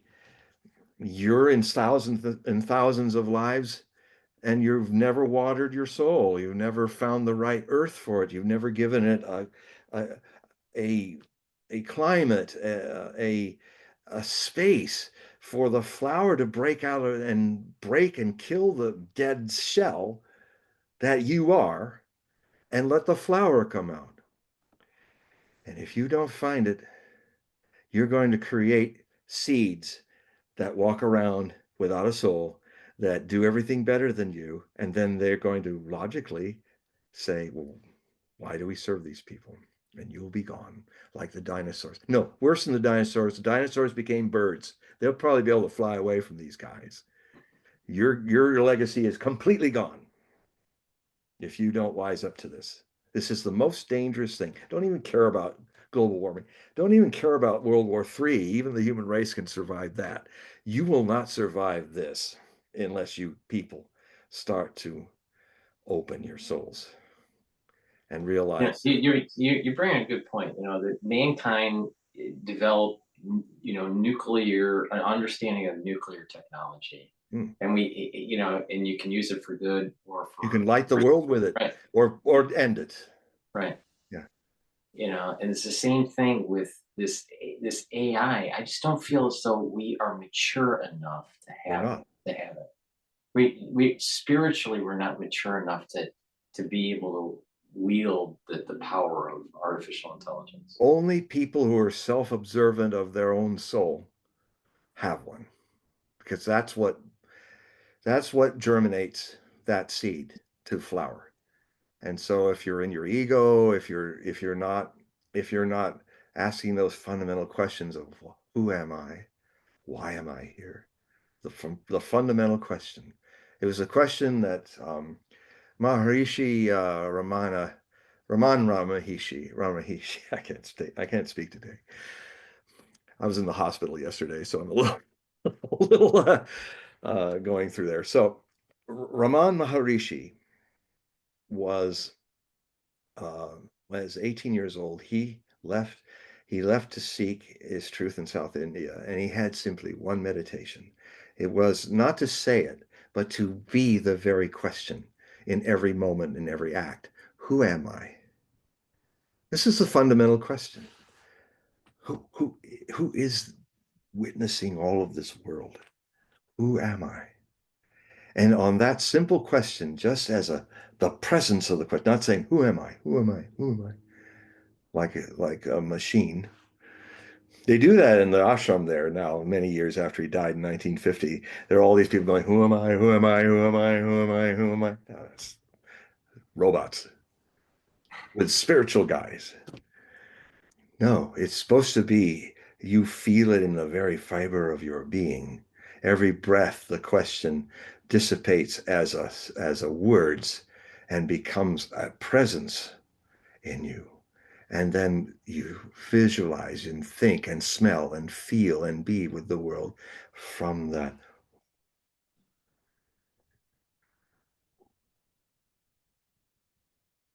Otherwise, the machines are going to get you. I have this very dystopic feeling about the technology. I don't think it's there are elements that are going to be good. Yes, There's also going to be uh, we're going to be going through some serious growing very. pains. I'm not really sure that mankind's going to be better off on the other end. Another thing that popped in my head, and we started the show with talking about the Pope and religion and all that. And also these kind of tribulations. Right, right. But the thing is that I think people in general, over time, when they start to see how their lives are upended because of technology, that they are many people, not all, but many people will start to gravitate back to some sort of religious. Well, I think it will hasten it because, I mean, that's where, we're going to go through it and we may not survive it, but perhaps enough will survive it. And who knows, there may be a war between man and his machines. It may even be underground or all of that, but it could be we don't have to make it this difficult, but we may have to gain our humanity again by fighting against our machines. Or we may be blessed by a Carrington event that right now, God, we have so many solar flares going on that if a Carrington event took down, let's just say it took down half the world. Well, the half that's down is going to be years without anything because the generators can't be built in a day. And so we're going to be thrust back into instantly into a pre-industrial world. And a lot of people will starve, a lot of people, things will break down. You will just discover, like those girls discovered at the cash registers, how stupid machines, relying on machines one can be, even to the point of you not even be able to write a note. Fortunately, we still have typewriters to write things in, but it's like this, we're already losing the cursive skill, Yep. being able to write script. Yep. Even I am doing it. I'm trying to learn it back. But, I have to use a lot of attention now when I write up my name out on a check or something like that. Sometimes I have to do it again, rip the check up, I'm not free of this struggle. I'm with you all, with an added thing that you also have hiding in you, an awareness. My seed is not a seed anymore. I'm flowering in my soul, and I can tell you, you can too. It's what the seed's meant for. You just have to give it a little water of awareness, a little sunshine of love, and cherish your humanity. Don't take it for granted, or it'll be taken away from you. Well, what's interesting is just like even with like baseball, look at baseball caps, like the Detroit Tigers, has a D, right? And it's calligraphy. People don't know how to read calligraphy, let alone write Mhm. it. Yeah. And so, so when I was a kid, you would see calligraphy and it was like, Yeah. oh yeah, that's a D or that's an L. But Mhm. you ask someone that's much younger, let's say millennial or even Yeah. younger than that, and they wouldn't even know that it's a D for the Detroit Tigers. They wouldn't even if they saw that hat, they probably wouldn't discern that as a D. Yeah. So yeah, Those simple things are very profound. yeah, no, there's And something and we're all of losing. you out there, if you're taking that for granted, it won't stop with the D on the baseball cap. Right, right, right. No, that's it's very true. It's very true. When I look at this, I'm thinking there's going to be this decoupling between labor and capital. Typically in economics, economic theory, it's like you invest in a business. That's the capital, right? Capitalism, right? You invest in a business, and you're hiring labor is coupled with that, and they earn a wage. And so there's this symbiotic relationship between the capitalist and the wage earner and the society through the invisible hand, it flourishes over time. There's an emergent property that takes place. But when you decouple that, I don't understand how the society functions because you've lost that transmission mechanism between the capitalist and the wage earner to Yeah. allow for people to buy goods and services within the society. But that's a human thing. That's a human problem. That we had that problem before there were a lot of machines. We had that problem in the French Revolution. We had it in the revolutions of 1849. The workers were not were working and the people making money off of them. And so that's still got a lot of human elements in it. But it's funny, as I was listening to you, I'm going to say something that even sounds outrageous to me. But everything has its right position. And I would say this, you should we all should view our machines as our slaves, and we're the masters. So do not give our robots and our machines any advantage over us and our thinking. We are the plantation owners and they are the you know what's. We were doing it with each other. That was wrong. If we have to look at our machines, we should only see them as servants to us and our empowerment and our advance, not theirs. You know, You have to watch your slave machines like people who own slaves watch their slaves and not allow a rebellion. I know it sounds draconian, but please tell me a better way.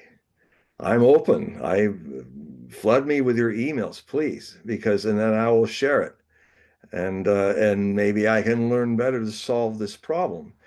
But you cannot ever, ever, ever bring humanity to your machines. They're just tools. Even they look just like you. It's just a tool. It has no soul. It will never have a soul. You're the vehicle of soul, not the things you build.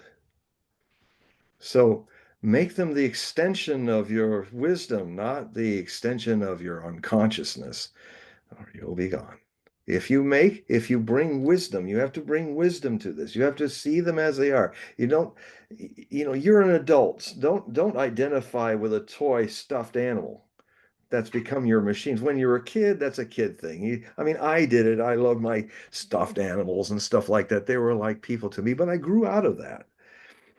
So a lot of people haven't grown since they were 7 years old. They have degrees, they have all this stuff, but if something kind of happens in their life which throws them out of their comfort zone, they're whining like 7-year-olds or 14-year-olds. It's 7 or 14. Most people on the planet stop growing as wise human beings. And so a lot of adults are trying to create new toys, new stuffed animals, and give them life and feel hurt if they're lost or something like that. This is childish. But this kind of childishness of adults, think about the future of your children. What kind of future you're going to leave them in if you don't grow up and stop being a whiny 7-year-old or a prepubescent 14-year-old. Because most of you, if you really look in, I'm sorry to say, I went through it. It's not like I'm holier than you. I went through groups with Osho, the therapy groups and stuff, and I saw it in myself and everybody in the group. It's common, it's ubiquitous to us. And so I'm not saying this to put you down. I'm saying that this is a life or death issue for our species. And Well, I'm seeing it just on how people interface on social media. Like X, we're doing, X spaces here. But the thing is that these social media platforms, I'm not seeing the best of humanity. I'm seeing the worst of humanity on these. well, I can tell you an example of that. When I first in 2013 or 14, after 2013 is when I really got involved in Facebook. And I've never liked the way their software works. It's really dysfunctional. But what I loved about it and why I was on it so much, I remember when you got friends, Facebook friends, they wanted to engage you. People were writing to each other, communicating. People were getting into groups and communicating. And I had all these wonderful interactions or confronting, all the full spectrum. But it was like people were engaging each other. And then when my original thinking got too hard for the search engines of Facebook, they shadow banned me and just disconnected me from everybody.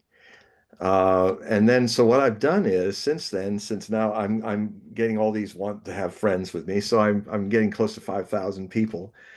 Like I had on one of my each I had 5,000 each of my two Facebook pages. And where I was getting hundreds of letters, I don't even get one now.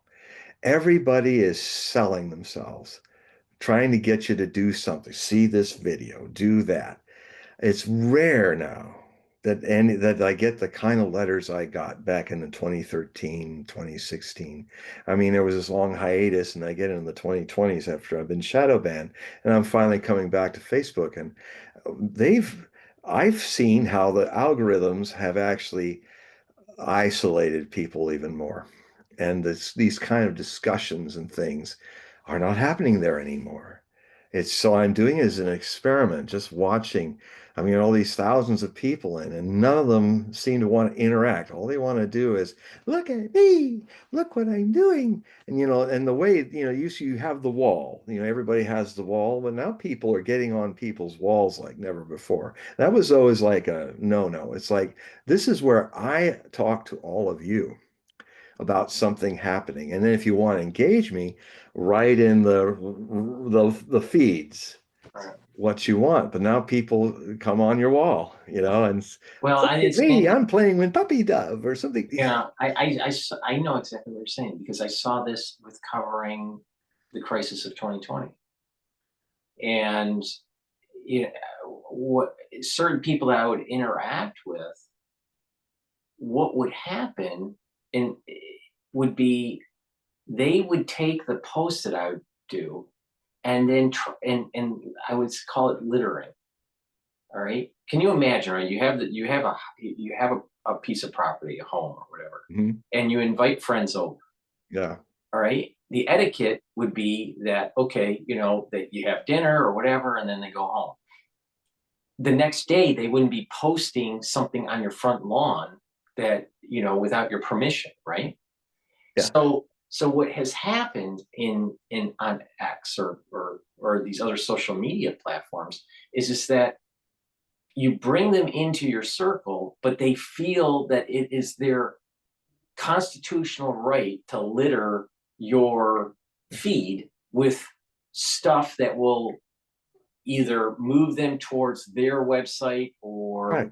or push a certain agenda or whatever. And Everybody's there's on the a take loss with of everybody etiquette. else. There's a loss of etiquette, even though they could do it physically, and they hide under this idea this is a freedom of speech kind of thing, but it's just a lack of etiquette Yeah, that doing it once okay, but doing it on almost every single, especially when they link to someone that has a lot of followers. See, yeah, they won't do it for me. someone that doesn't have a lot of followers, but Yeah, because they need that conductivity, right, yeah. to spread to go And viral, they don't give a damn about you. right, It's right, all about them.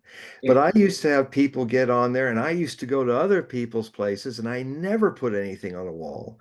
I mean, if they wanted to put my announcement on the wall themselves, they could. But, or there was a way that I think they changed in Facebook to make it more isolated. I used to be able to reach a lot of people, and I used to, and I didn't do anything. I just put it on my wall, and the people that were my friends would see it come up in their feeds. And it looks like it's not coming up in people's feeds. They're having to come see what I'm doing. Mhm. So I'm still kind of shadow banned, but then when I look at all the people, and then they do a thing that's so tricky, like they used to say if somebody mentioned you, it would be a notice, and you could click on it and you could see what they mentioned.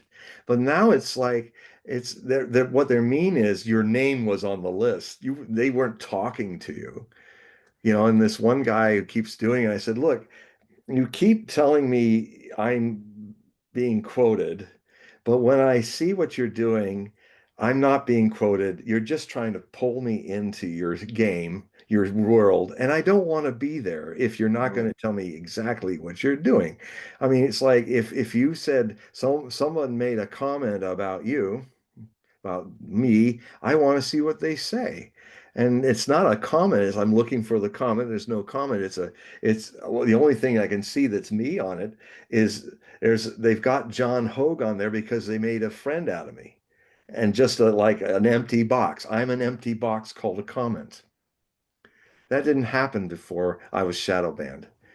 That something really big changed when they made that big update and around 2020 or something, they got rid of a lot of free speech, and now it's just a lot of 7 and 14-year-olds out there who just Yeah, want I attention. don't. Use you. They go to your dinner party for a social standing, and then they drop their trash on your space and go on to somebody else. It's very talk about free speech. This isn't even there yet. As minors, we don't really have free speech until we're adults. So you have this. So You have, so you're all a bunch of minors, you're not yet adults on that. And in fact, this Zuckerberg's setup as is setting you up to be always a bunch of powerless minors in adult bodies. Right. Well, you have this, this polluting of the feed by, others. Then Yeah. you have this other type of posting that takes place on these social media platforms, including X. And you'll have a picture, right? And someone is doing a comparison. And this last one that I saw was earlier today. You remember uh, on TV there was a show that was about a helicopter. I think it was something Wolf Wolf Thunder or something like that. But it Yeah. was a TV show, all right? Mm. And the main actor has facial features that's very similar to Melania. Very cut, right? Male, very cut. So he ended up dying from diabetes. He ended up being a drug user and all this, but his acting career really went, you know, off the rails. I But think this I know what you mean. person, I can't remember the name of the show. It's Yeah. something Wolf, or maybe someone can type it in the. I never saw it. But the thing is that it was about a helicopter, and it was kind of like this show about this stolen helicopter that had all this military capability, and they were trying to do good, with this technology. Well, whatever. So the point that I'm making is this person makes this post. So you have this actor back in the 80s that has facial features that happens to be similar to Melania. All right. So the picture of Melania, and there's a picture of this actor. Hmm. And this person goes, I'm just leaving this here, something like, making this really short statement as if the person that they're the same person. Yeah. There's a lot of these types of posts that are popping up. And the point here, obviously it's not the same person, because if you look, the guy died, and Yeah. in a horrible death, actually. And Something like a 14-year-old would and do that. yeah, but it's just so stupid. But the thing is that these posts are littering Yeah.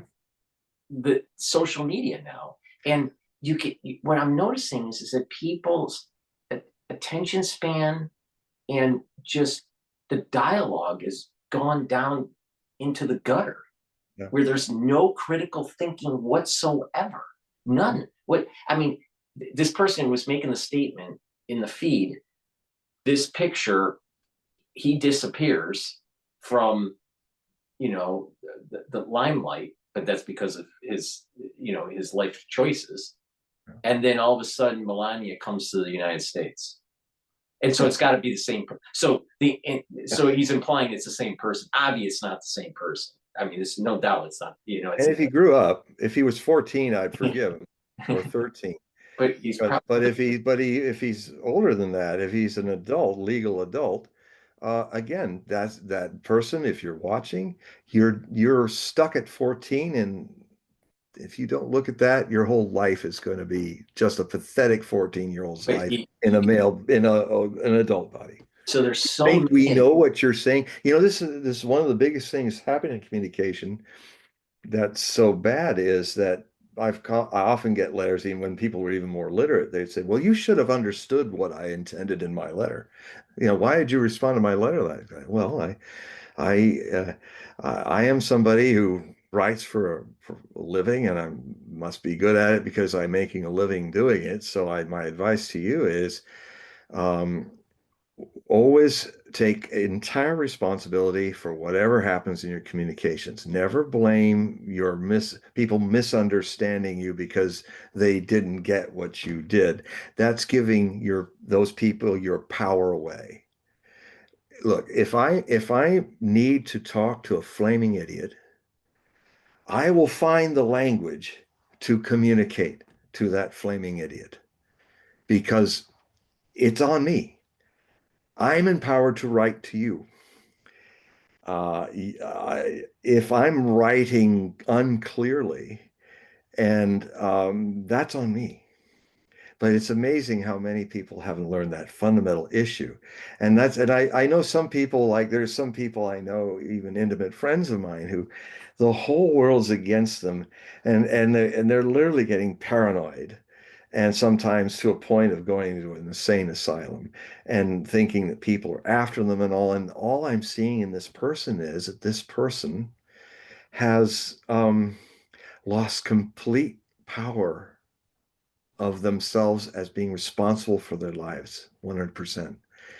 Only when you say, well, if I got into this situation, I have a part in this. But if you, for instance, and I'll tell you, it was a big mistake, but it had its positives too. I learned a big lesson. My first publisher embezzled me of $500 million.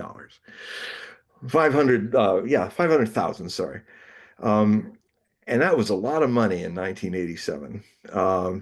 And it really ate me up for a while until I had to, okay, I'm getting exhausted just throwing all the blame on him. Who the heck said yes to this? Me.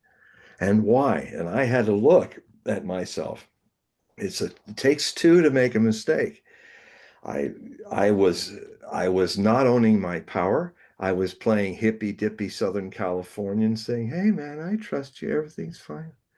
And what I was really saying is, I don't want to be a man standing in the world in my own responsibility. I don't want to be responsible for my mistakes. So, sometimes your enemies are your best teachers. And that person, I would not be the man I am today if that person hadn't, with a shock of losing $500,000, if that person hadn't embezzled me, I don't think my life would have had much worth in it, because I would be still playing, oh, I'm open, I'm innocent, I love everybody. No, even Osho one time told me when I was doing a deal with some people, and he had this letter sent to me. He said, uh, get it all in writing, get it all covered, don't be so gullible. My own master. Mhm. So, Well, my aim in means these meditation innocence, in but these that's the potential. Don't Not a gullible fool. well to kind of dovetail into one point that you made there. What I'm noticing is there's a correlation between in these social media posts with individuals just at the societal level. There is a correlation between this lack of really diving into a subject matter. So, and when you dive into a subject matter, you're activating those parietal lobes, right? Are. Well, when you're not activating it, that's going to atrophy. Yeah. But what's also happening at the same time is that their prefrontal cortex is starting to atrophy, and so you now are going in. You're losing managerial Yeah. function, planning function, and what happens is that emotions start to come out that are normally inhibited, that seem to be antithetical to a certain society, right? Start crying like a Right. So seven-year-old. there's You this start being a social pubescent. media is promoting this problem where Yes. your your parietal cortex is degrading and your prefrontal inhibition degrades, and all of a sudden what happens is you have behaviors in society that are violent, Yeah. that become bipolar. Yeah. There's The these technologically superior savage. it's that's why I just think that social media in general is really, and can you imagine that when you expose children to social media when their brain is still wiring? I mean, people don't realize this. Your brain is because of neuroplasticity, it's always rewiring, but Yes. it has a major Yes. wiring effect from the moment you're born to about age 20. Exactly. And so if you're exposing these kids at such a young age to this stuff, you are affecting permanently the way their brain is wired. And I used to say this again and again in the 90s when there was already scientific proof of this. Don't park your child from 4 to 5, 4 to 5 to 6 years old in front of a nanny called the television screen because we don't know what this rewiring of the fundamental rewiring at the beginning will do for the rest of the lives of Generation X, Generation New Millennials, Generation Z, all of it, because back in the 90s, women just unconsciously I remember when I was growing up, I only could watch a little bit of television. It was just not right, for kids to just go in front of a TV when I was growing up in the 60s. And now it's like mothers just park their kids and use it as a babysitter. And now we know that it's rewiring the brain. You got to wait later years for that kind of tactile information to happen. And probably at the earliest 7. And that's when I used to start going out to movies with my family and seeing Dumbo and stuff like that. And actually, that inspired me. It opened up my cortex. Movies opened up my cortex. But I don't know if I'd been parked in front of the TV for the first 5, 7 years of my life, I'd probably be going, or doing all the things where something's atrophied. John, I mean, the people I'm noticing in New York, young and older, right? Adults or children, right? I don't want to be around these people. They just like, the, the intelligence level is gone down radically since COVID. I mean, Yeah, radically. And I'm just like, I'm shocked. yeah, it's I was bad. shocked. I was shocked that the scientific baseline in the United States was so low pre-COVID. I mean, I came from, an environment where there were lots of people that, were college bound. They were, they knew calculus, they were in the sciences, So I wasn't aware of such a large part of the population that wasn't exposed to that. So when I started covering COVID about, in the science parts of this, Yeah. I was shocked on the baseline that I was dealing with in the United States in terms of a lack of the scientific knowledge. So, and it's only worse now. I've seen this coming since the 70s. I've watched it coming since the 70s. I mean, I was in high school in the early 70s, and when we were having our social the political class, we had to learn our Constitution and learn politics and how it all functioned as a citizen of the United States. And I was in one of the last classes in Rolling Hills High School in Palos Verdes, where we were doing that. But a few years later, the civics class was dropped, and it was dropped all through the 80s and 90s, slowly and slowly. But there was a place where I had a teacher where she would say, "Okay, we're going to discuss the slavery issue, the pro and the con. Why the South wanted the slaves, why the Union didn't." Who wants to do, who wants to be on the side arguing against slavery? Of course, a lot of hands went up. And who wants to be on the other side? And some hands would get up. People were more, well, okay, I'm going to try to argue that. And that what she would do is take note of who rose their hands and said, everybody that rose your hands to be on the side against slavery, you have to defend slavery.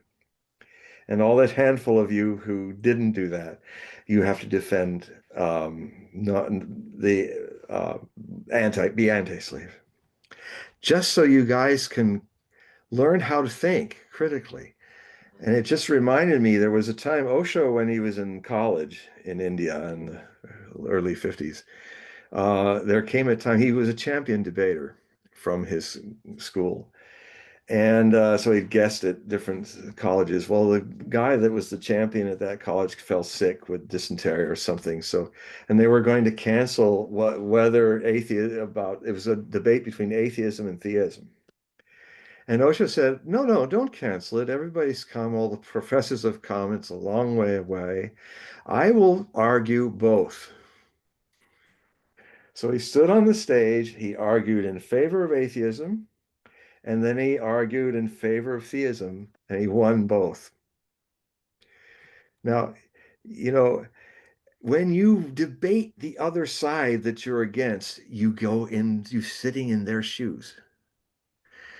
And this is a very essence of diplomacy, is to know the background of the person that's against you. I mean, I know why Russia is fighting this war in Ukraine. It's as a proxy war of Europe and the United States, because I know how the Russians think. I've studied them for decades. I've read their history. I know how many times Western Europe has invaded them, and every time it's been bloodier and bloodier. Napoleon was really bloody, but it was 10, 20 times bloodier when Hitler did it. And this NATO encroachment since 1990 has the possibility of annihilating all 150 million Russians in a nuclear war. And because you guys in America and Europe don't know that, you don't know the fundamental reason why you're stepping with wide eyes shut into World War III. I know because I lived in a time when critical thinking was still taught. You do not. And I'm sorry for you. I really am. Because you may not have a future if you don't start now to critically think, to try to feel, to be empathic, to feel what the other person is feeling and why is so important for your humanity. That doesn't mean you can't sometimes. There were people who knew exactly what was going on in Japan, but they still went to war with Japan. You know, some people, Americans who lived in Japan, they knew why they were doing, they knew why Roosevelt started it all, but they defended their country. It doesn't mean you can't defend your country. I'm just saying, if you know what the other side thinks, if you're trying to get into the other man's mind who you consider an enemy, um, well, at Well, least you'll know well, why you died in a war. what I'm noticing with people is that my father's generation, they took the time to learn both sides of the argument. Hmm. All right. Yeah. Now you fast forward beyond Gen X. All right. You know, the generation after Gen X, Gen Mhm. Y, I guess. I think that there was this transition between Gen X and Gen Y where Hmm. people would say, I don't have enough time, but so I'm going to focus on one side of the argument and then stick to that. And so they didn't learn the other side of the argument. Now you fast forward through the millennial generation and younger, they don't even have time to even know either side of the argument.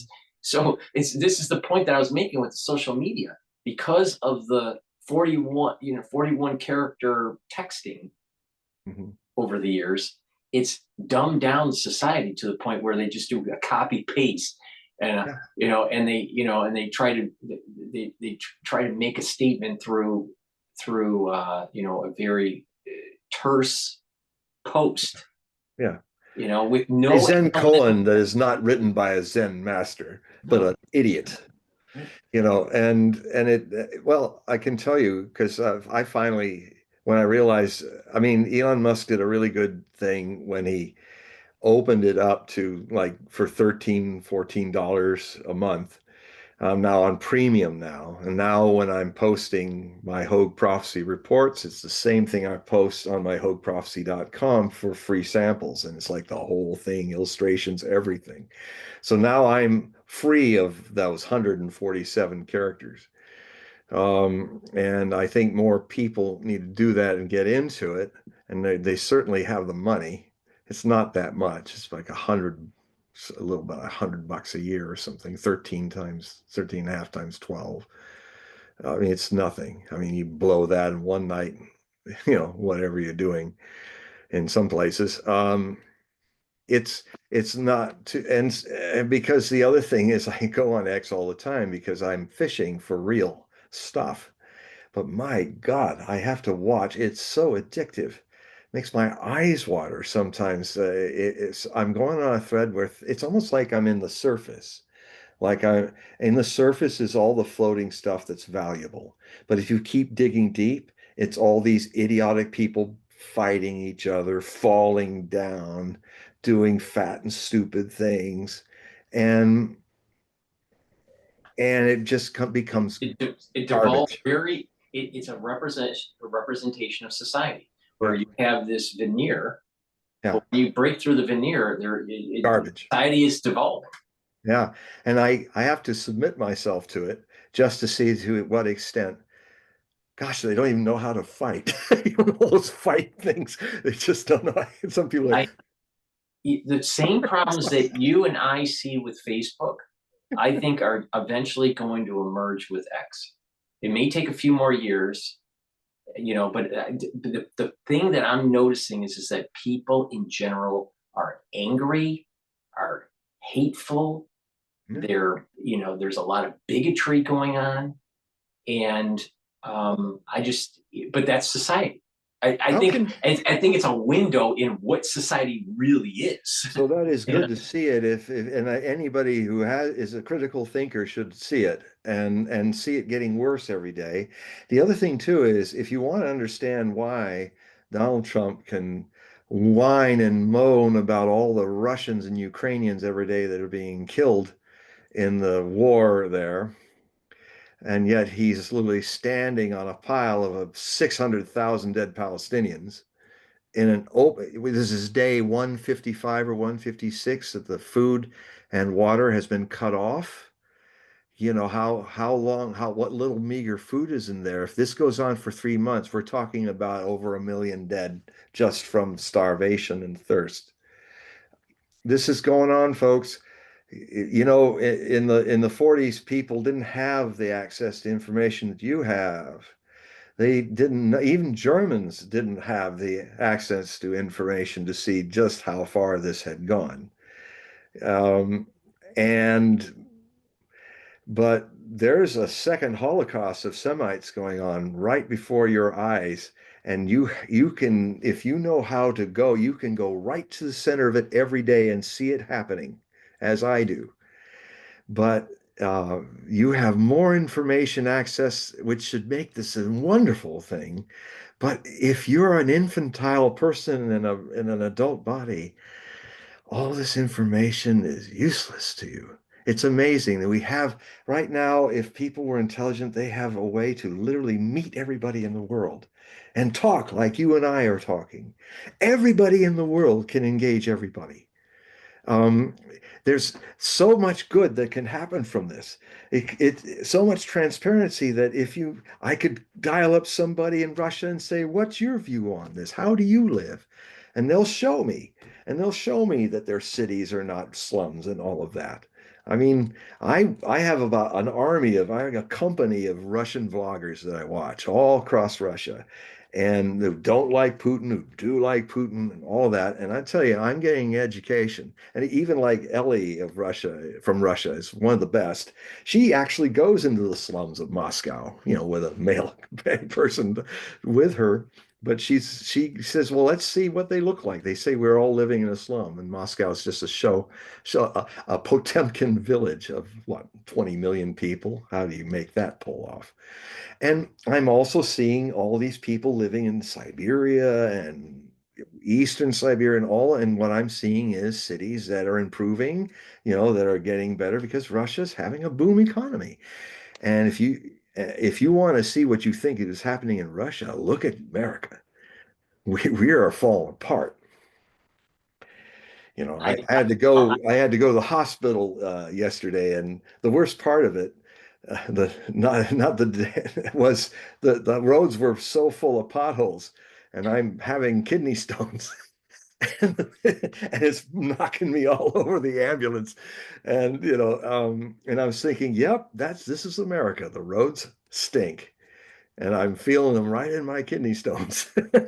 So, I, um, I've been in New York for 17 years, and it's New York knows how to market itself, and from the outside looking in, you think it's all nice and shiny, and it's all but once Moscow you're is, in New it, York isn't. once you're in it, it's it's a dump.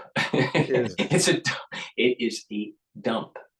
I've been going to New York since 1994, and it was still struggling with the dump side, but it was also kind of in a better space than it had been before, and it was improving. It always had that seedy side to it, but now it looks like it's just the seedy side now. Well, I think that, like pre-Giuliani days, all right, Yeah, there was crime, yeah, and there was the storefronts had problems and all this stuff.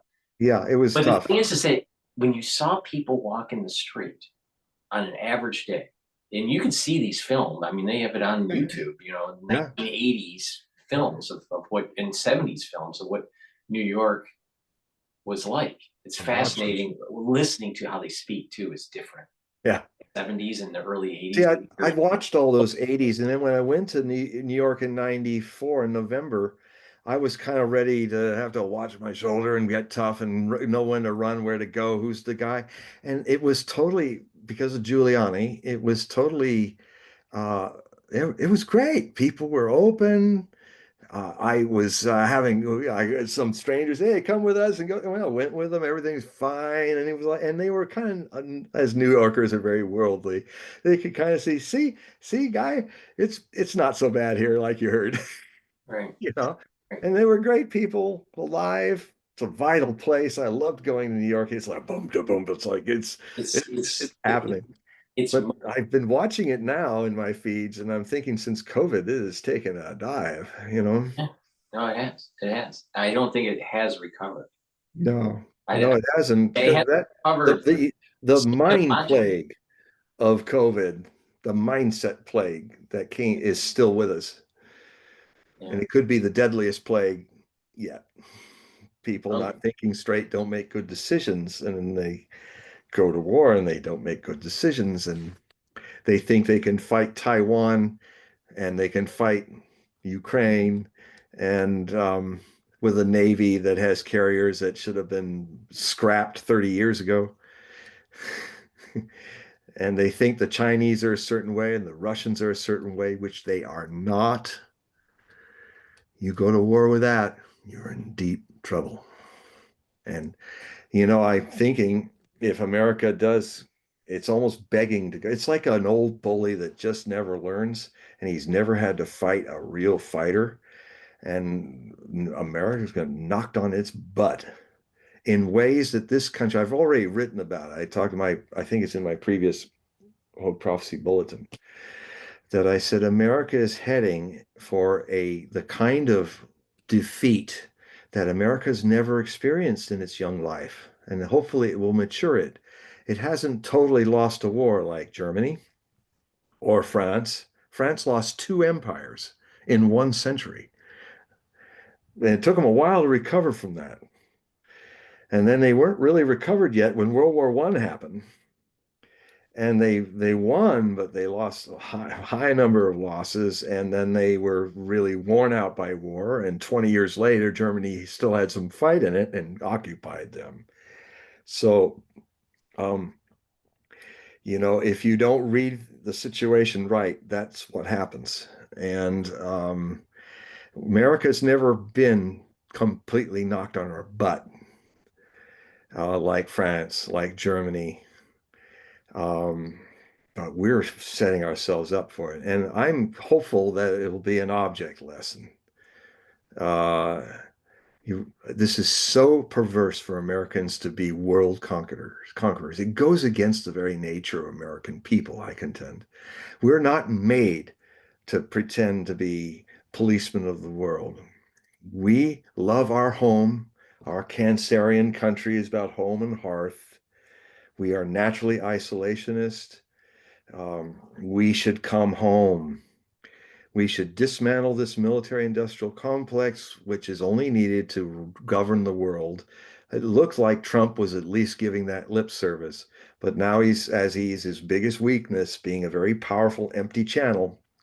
He's not channeling. I'd crowd always wise people around him, then he would channel them. But he's got Waltz, who's a dingbat. He's got Hegseth, who's a real examination of immature retardation in a grown man who looks like Dick Tracy, but he's not a super sleuth. It's interesting you say that he looks like Dick Tracy. Oh, So, it's around. Everybody's talking about his chin, but Dick Tracy. yeah, but there is a level of immaturity He's about him. totally immature. Yeah, And he's been a college guy. He's done, as you say, he's one of these byproducts of, push a button, learn something, don't question it, just do it. And he's a child in a man's body. Tulsi Gabbard is struggling, I think, with, as many women have to, is trying to take sides with a man, or, when there's too many men, okay, I'm going to be like one of the men. And she'll have to go through that. She's having quite a learning curve. But she's intelligent. I think she'll get through that. She's been challenged with that before in military and all. But, and I, but, so that's there. Also JD Vance, I see a lot of potential in him. He's still young and he's learning. And, that's the group. Gabbard, Vance, and Witkoff are the people who are still keeping Trump to America first. Let's don't get into these things. Let's get out of these messes other people made for us to. I mean, Europe wants us to do World War II and World War I again. We were smart enough we needed to get into World War I, and we were forced to get into World War II because it came to us. so Roosevelt knew that was going to happen. Vance, JD Vance.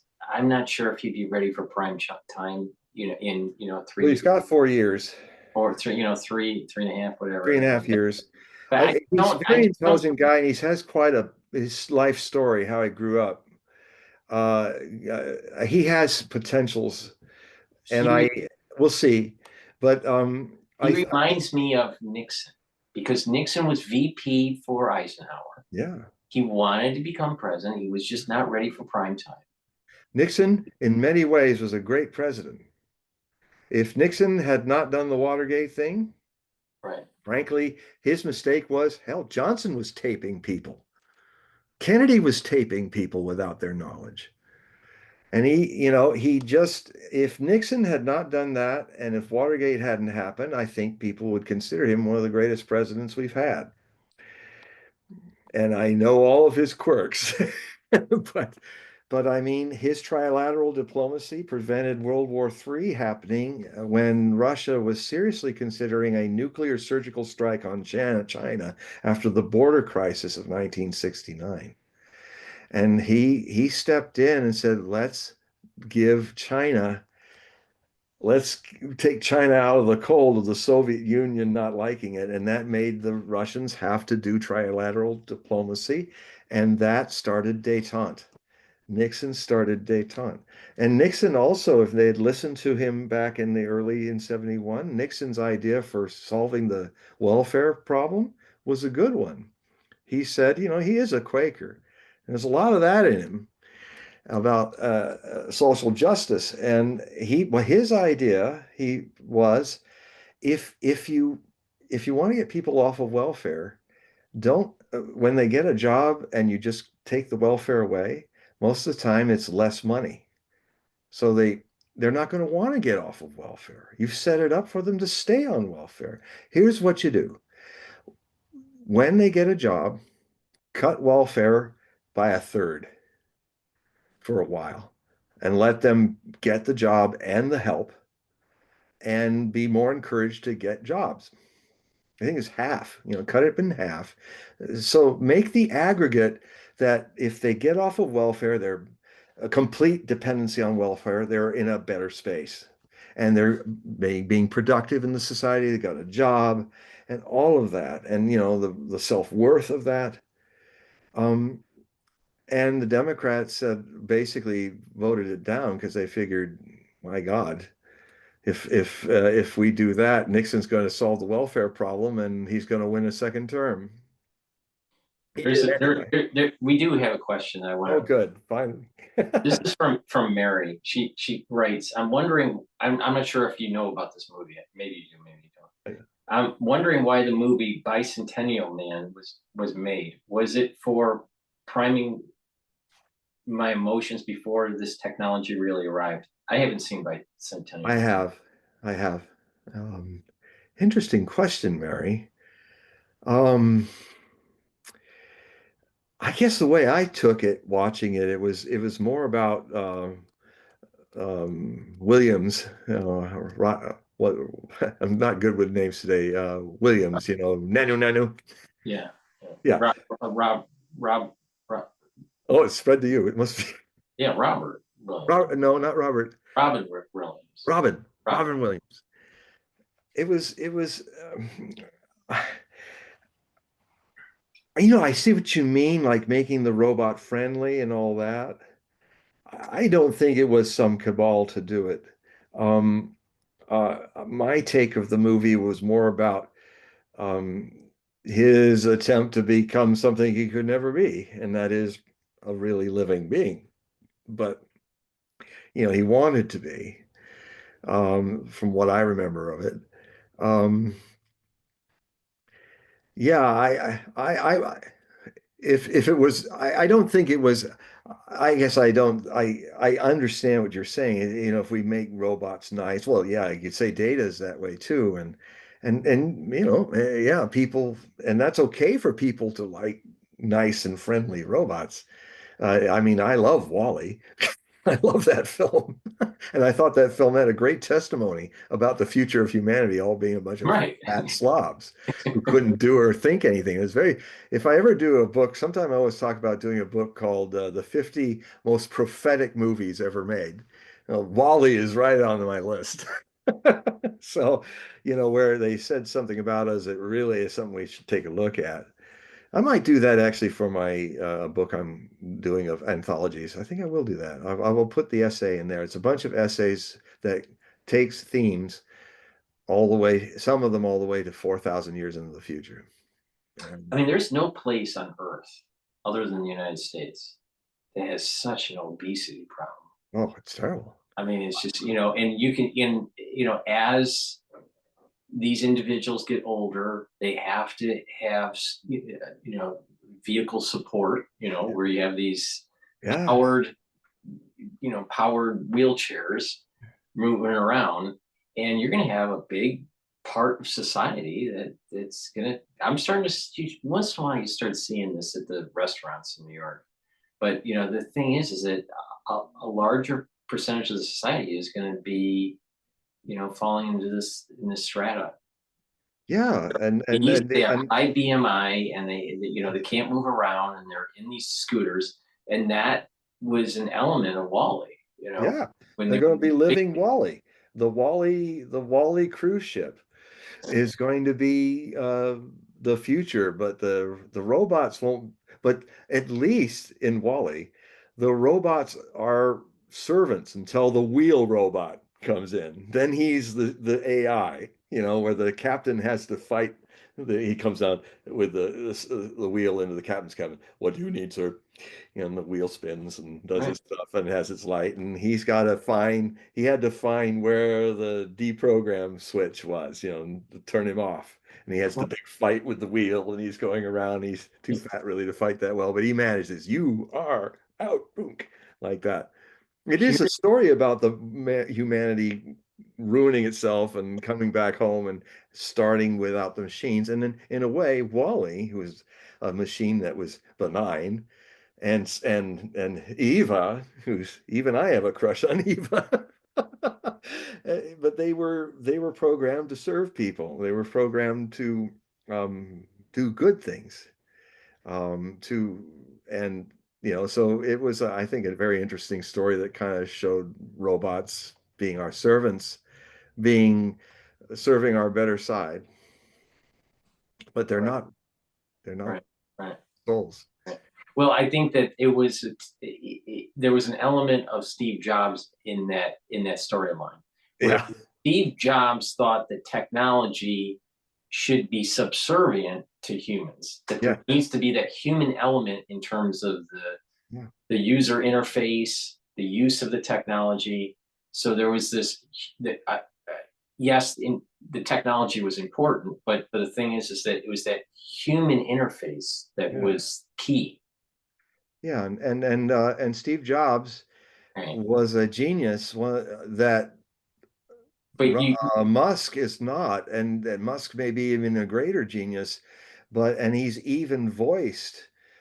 He's one of the first people years ago who said, "I'm scared of AI. I think it could destroy us, and it would summon the demon." But he saw it, but he's not checking his actions. mhm. So if you look at like Sam Altman, is pushing Chat GPT, Open AI crowd. Um, you don't have that. I don't see that human interface, the human element in his in when he's talking about Open AI at all. Yeah, he summoned his own demon. Yeah, it's just there's a soullessness about Yeah. Sam. Well, he's the kind of guy that never gets that this one of the stupidest things you can use as a qualifier for intelligence is artificial. And I can only say to him, I wish I had a chance to just sit him down and just say, look, you don't see the oxymoronic qualifier of artificial intelligence, almost true, fake intelligence, pseudo intelligence. It tells me that your wisdom stops and atrophies at intellect. You think intellect is wisdom, and it is not. I have known people on the streets of India who can't even write, who have a lot more wisdom than you can imagine. Um, they're like enlightened people on the street, like Mugga Baba. All he could do was hold a plastic bowl on a street, and people would put things in, take things out, money, whatever, food. And he was around in Jabalpur when Osho was a student, and it was just after he was watching him in 1953, and he Osho became enlightened at 21, and there was one day where he came in the middle of the night and he shooed all the people away around Mugababa. He had to talk to him, so he chased all the people away and left Mugababa alone with his little mugga, his his, his bowl, and Mugababa put the bowl aside and grabbed him, and he rarely spoke, and he grabbed Osho. He said, "I can see you've got what I've got. I can see it's happened to you too. But you must keep studying at the university. You must keep studying." I said, "But I don't want to." He said, I feel like I just want to be silent. Osho never sought to be a master. He ended up being a master of millions of disciples. No other guru has ever had that many disciples. And I'm not talking about TM, and that's kindergarten meditation. Osho is graduate work. I know it's going to upset some of you. Test it. Don't be upset. You're not meditating that deeply if you get your buttons pushed by that. Maybe I'm wrong. Observe it. If you're a meditator, really meditator, you will do that. Rather than react, or then watch your reaction. But so Magababa said, when Osho said, "I just don't want to do college anymore," and then that's when Magababa grabbed him and said, "This is how the story really goes: is you've got to keep going. I know, but I have it, but all I can do is hold this bowl. I can't read. I don't know anything. This happened to me. I can't really help anyone but just radiate it. But you can help people. You can bring them closer to it, you know." And so it's because of Magababa that Osho kept studying in school and had the intellectual tools that are rare for a master.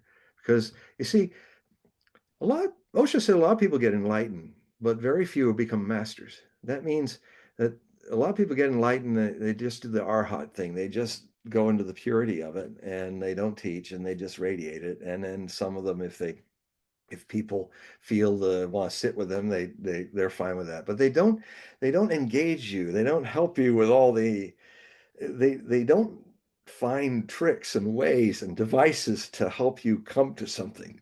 All the great masters do that. They are bodhisattvas. They hold on to the world. Like Osho said, my ship has come for me to disappear from all of this ages ago.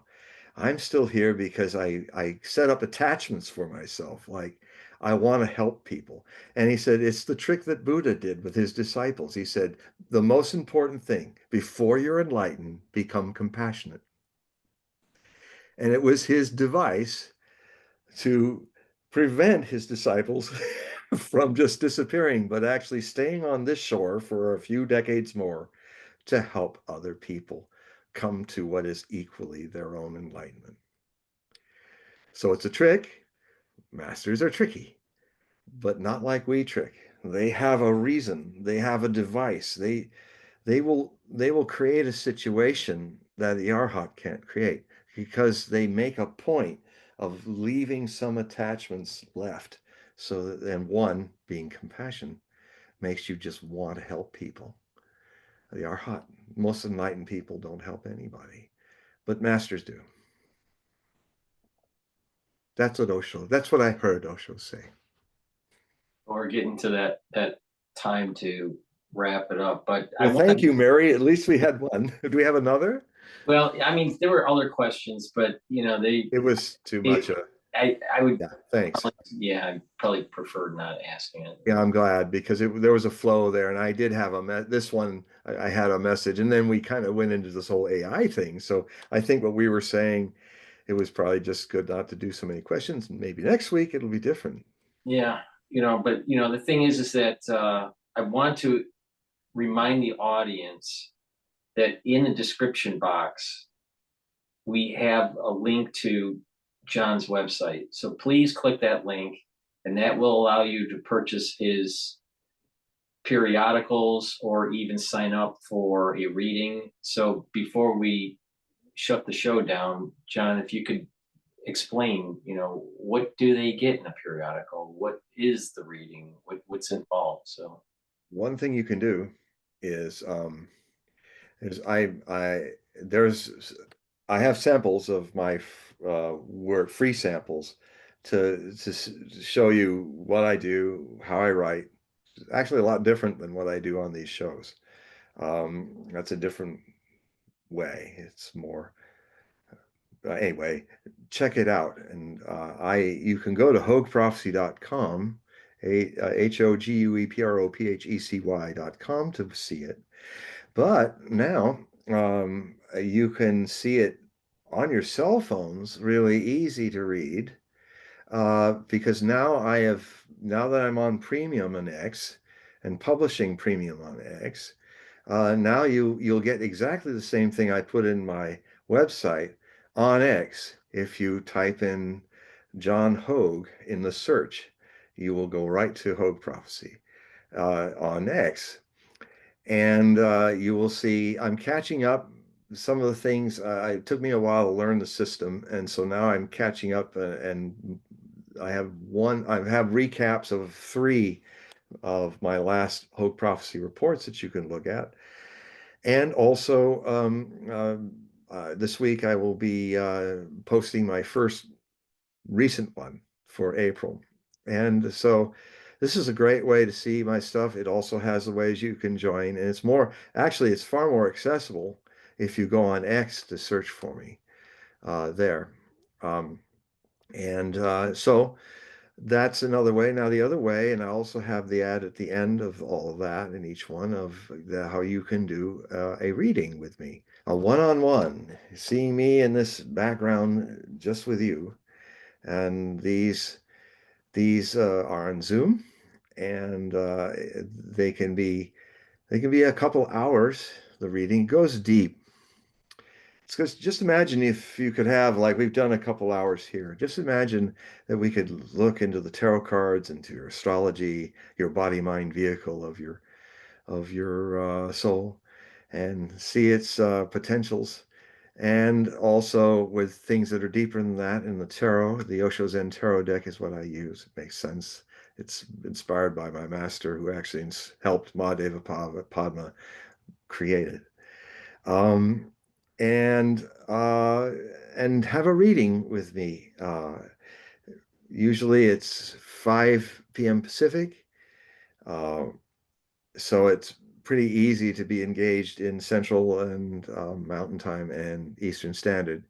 I do also have times for Europeans and for Britain and Ireland and all that as well. And I can even do I do Australia a lot as well. And if you live in any other place in the world, if you live in Canada, you have the same time zones pretty much, except for the Maritimes. Uh, you can get a reading from me, and um, they're kind of different than what we do with the world. Um, I think they're more. I find that we all have a great time in the reading. It's a lot more. Not, some of the stuff we've been talking about today is about the world because I'm reading the world in this case. But when I'm reading people, it's a lot of fun and people are feel very happy and get an interesting view of themselves, and it's very loving. And so, uh, see if you're interested in trying that out. And what will happen is you'll see the link, and it says the link. All you need to do is click on that link. It'll take you to an email box, and all you need to do is put in um, Hogue readings. And all the thousands of, well, hundreds of emails that I get every day, I can see you in the swarm if you just put Hogue reading on it. And then as soon as I see it, I immediately contact you, give you an overview of the reading, the times that are available, and also an instruction on how you can get a free chart from astro.com of your own chart, so you don't have to pay for it. And you can send it to me as a PNG file. And then we set up a time, and then we do it. I did put in the I did put in the chat the link to John's X channel. So you can click that link and then you can follow him. So please do that. But again, you can also click the link that's in the description of this video and all the videos that I have done with John, and that'll take you to his website so you can sign up for his periodicals and do the reading. So, John, thank you very much for part 33 of this long series. I thought it was 34. I don't know. Wait, was it? No, I think it's 33, but maybe it's 34. I I thought think it it's 34, but I'm dyslexic, so be was, aware of my counting. no, maybe I got the counting wrong. I don't know, but if it's, I'll update the title if it is 34. But I have it as 33. But yeah, thank you again, John. I thought this conversation it flowed nicely because Yeah. we were talking about, most of the show was about the First hour was about the papal yeah, prophecy. but I think that realizing that technology is pulling us away Yeah. from our roots, which are religious roots. Yes. You know, mankind has a religious root to it. But if we lose Absolutely. that religious root, we devolve and Yes. we start seeing the things that we're starting to see in society. Yeah. And so I think that conversation, even though it seemed like they wouldn't match, I think they match pretty well. I think they match great, and I tell you, these tribulations that the papal prophecies are seeing is part. This crisis with machines is part of it. The machine has no soul. We are different from the machines because we do, but we mostly aren't aware of it. We're not nourished to grow it and make it flower. The seed, if it's not watered, or given food, it's not going to be, it has the potentials. It can lay there for thousands of years. It might as well not exist unless it's actually helped to sprout. Right, right. Well, with that said, thank you again, John. But before we wrap it up, please say goodbye to everybody. And before we do that, Mary, thank you very much for the question. Greatly Yes, appreciate it. Mary, thank you. Well, all I can say is I love you all and goodbye. Or better, aloha, which means hello and goodbye. It's a circle that's complete. All right. Well, with that said, thank you very much for the ones that were listening on X Spaces and the ones that were watching the live stream on my website and through YouTube. So we're going to be shutting this down, but John, just stay here. So good night, everybody.